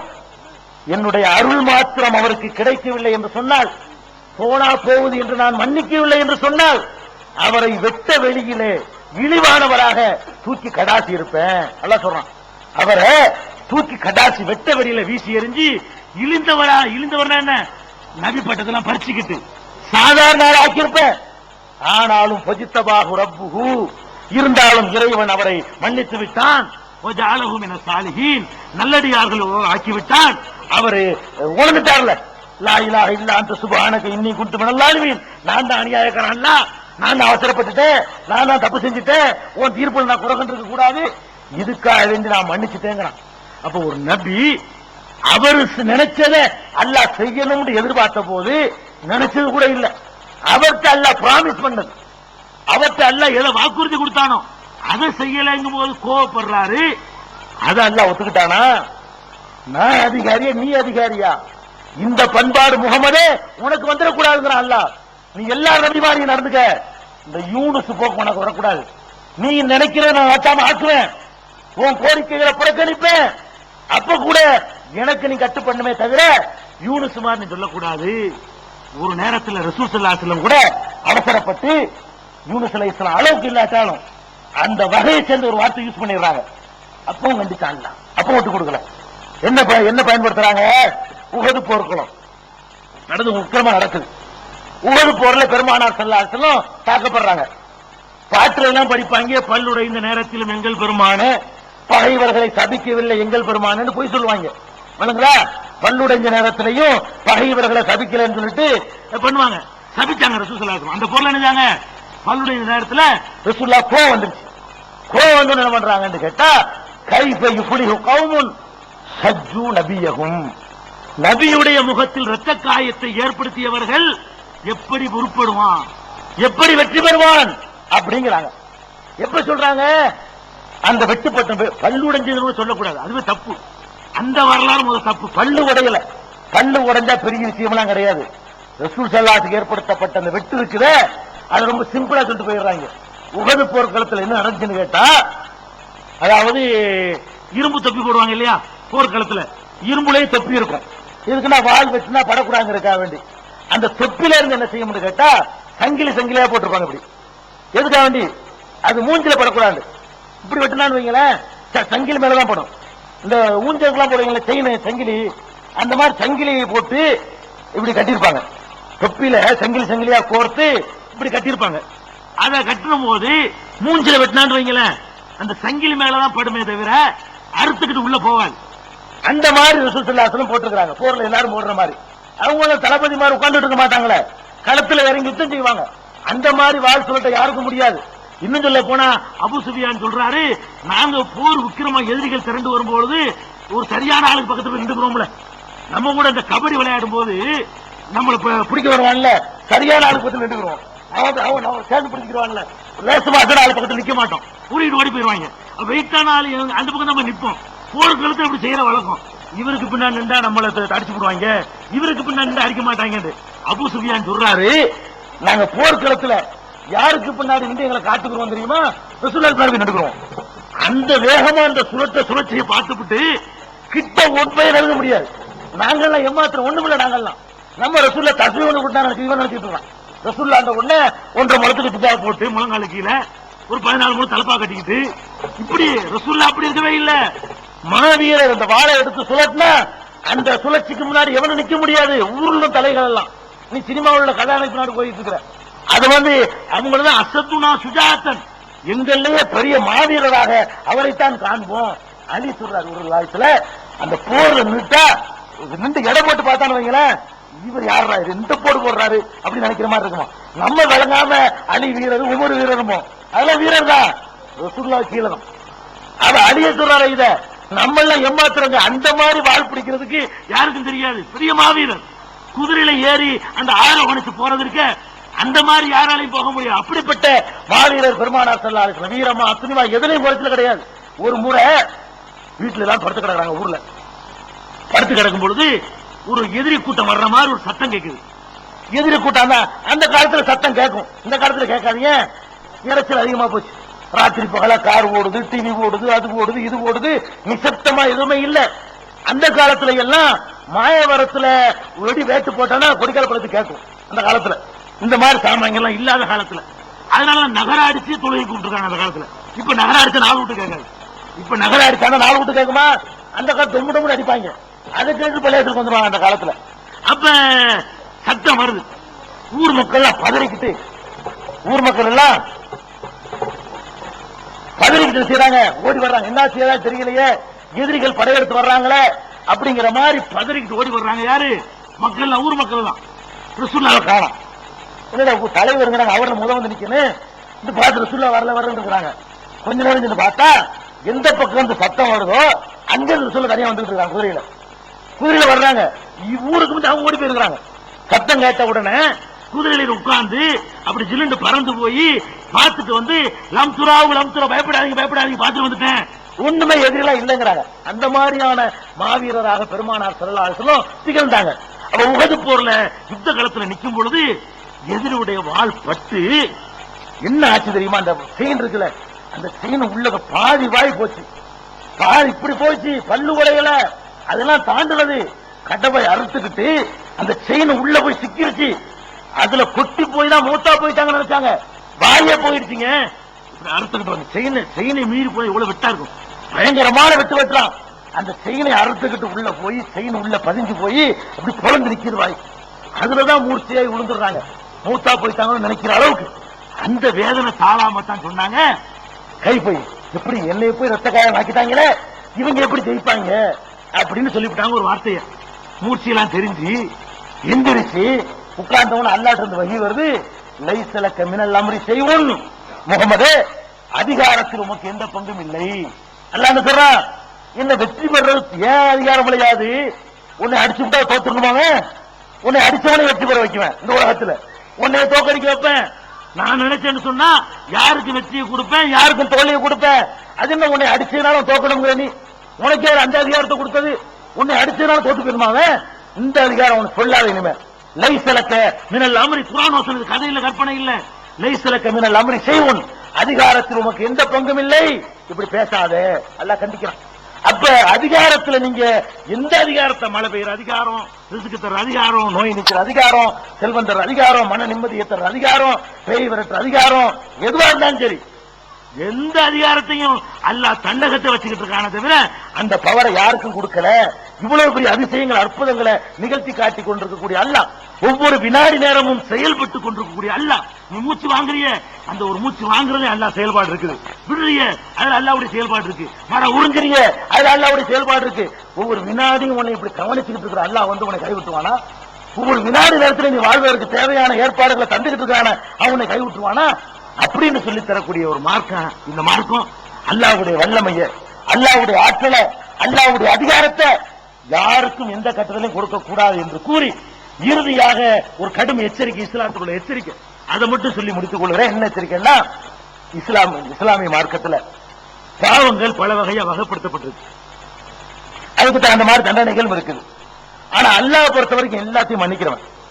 பாவம் செய்யறான் பாருங்களேன், விபச்சாரம் பண்ணிட்டான், மூத்தா போயிட்டான், மன்னிப்பு கேட்காம மூத்தா போயிட்டான், அல்லாஹ் நாடுனா மன்னிச்சிடலாம். அல்லாஹ் நாடுனா தொலைஞ்சு வர வேற ஒரு நல்ல காரியம் செஞ்சிருக்காங்க, விடு போட அப்படின்றவான். அல்லாஹ் மன்னிப்பு கேட்டா எல்லாத்தையும் மன்னிப்பான். மன்னிப்பு கேட்காம ஒருத்த மூத்தா போயிட்டான்னு சொன்னா அல்லாஹ் என்ன சொல்றான்னு கேட்டா, இன்னல்லாஹ லா யக்ஃபிரு அன் யுஷ்ரக பிஹி, அல்லாஹ் வந்து தனக்கு இணை கற்பித்தல் இருக்க அதை மட்டும் மன்னிக்கவே மாட்டான். யக்ஃபிரு மா தூன ذلك லிமன் யஷா, அதை தவிர உள்ள மற்ற பாவங்களை நாடியவர்களுக்கு மன்னிப்பான். அப்ப அல்லாஹ் எதை மன்னிக்கவே மாட்டேன்னு சொல்றானோ அதை நம்ம சாதாரணமா செஞ்சிருக்கோம், அதை வணக்கம்னு செய்யறோம், அதை இபாதத்துன்னு செய்யறோம், அது தீனுடைய பேரா செய்யறோம். இறந்து போனவர்கள்ட்ட, உயிரோடு உள்ளவர்கள்ட்ட, மகான்கள்ட்ட, செய்கிட்ட, பீரிட்ட போய் கையேந்துறீங்களே, இதுதான் அல்லாஹ் மன்னிக்காத பாவம். அவனுக்கு உள்ள அதிகாரத்தை அத்தாளுக்கு இருக்குன்னு சொல்றீங்களே, இதுதான் அல்லாஹ்வுக்கு பிடிக்காத பாவம். இந்த ஒரு பாவத்தை நான் ஒரு காலம் மன்னிக்க மாட்டேன் அப்படின்னு அல்லாஹ் எச்சரிக்கை பண்றானே, அவ்வளவு பெரிய பெரும் பாவம் இது. இதை யாவத்துல வச்சுக்கிறீங்க. இது செஞ்சா என்ன ரிசல்ட்? வமன் யுஷ்ரிக் பில்லாஹி ஃபகத் ஹர்ரமல்லாஹு அலைஹில் ஜன்னா, யாரு அந்த மாதிரி எனக்கு இணை கற்பிக்கிறார்களோ, எனக்கு ஈக்குவலாக இன்னொரு ஆளை கருதுகிறார்களோ, அவர்களுக்கு அல்லாஹ் சொர்க்கத்தை ஹராமாக்கி விட்டான். ஃபகத் ஹர்ரமல்லாஹு அலைஹில் ஜன்னா, சொர்க்கம் ஹராம், போக முடியாது. இன்னொரு இடத்துல சொல்லி கேட்கிறான், உலவ அஷ்ரகு லஹபித அன்ஹும் மா கானூ யஅமலூன், அவர்கள் இணை வைத்தார்களே ஆனால் செஞ்ச நல்லறங்கள்லாம் கூட அழிஞ்சு போயிடும். நம்ம எவ்வளவோ தர்மம் செய்யறோம், எவ்வளவோ தொழுகிறோம், எவ்வளவோ தஸ்பீஹாத்துகள் பண்றோம், எவ்வளவோ குர்ஆனை ஓதுறோம், எவ்வளவோ நல்ல காரியங்களுக்கு உதவிகள் எல்லாம் பண்றோம், எவ்வளவோ நல்ல ஒரு கல்யாணம் முடிச்சு வைக்கிறோம், எவ்வளவோ செய்வோம். வாழ்க்கையில எல்லாத்தையும் அழிச்சு நாசமாக நினைச்சா போங்க, தர்காவுக்கு போங்க, கபரை கட்டிட்டு அழுவுங்க, அவுலியாக்களை கூப்பிடுங்க, சீகால்ல விழுவுங்க, மகான்கால்ல விழுவுங்க, எல்லாம் அழிஞ்சு நாசமா போயிடும். இருக்கிற கொஞ்ச நஞ்ச நன்மையை நாசமாக்குற ஒரு கடுமையான அந்த சயனத்து சொல்லக்கூடிய ஒரு பாய்சன் இருக்குன்னு சொன்னா அது இணை கற்பித்த அல்லாஹ்வுக்கு ஈக்குவலாக யாரையும் மதிக்கிறது, யாருக்கு அந்த அந்தஸ்தை கொடுக்கிறது, அல்லாஹ்வுடைய ரசூலா தான் கொடுக்க கூடாது. இந்த பாவத்திலிருந்து, இந்த கொடிய பாவத்திலிருந்து நம்ம தவிர்த்து கொள்ள வேண்டும். நேரம் முடிந்து விட்ட காரணத்தினால என்னுடைய தேர்தல் நேரம் இருக்கிறதுனால அந்த டைம் போட்டுருக்க, தேர்தல் பிரச்சனை இல்லாட்டாலும் இந்த காலங்கள்லாம் கொஞ்சம் கரெக்டா கடைபிடிப்பாங்க.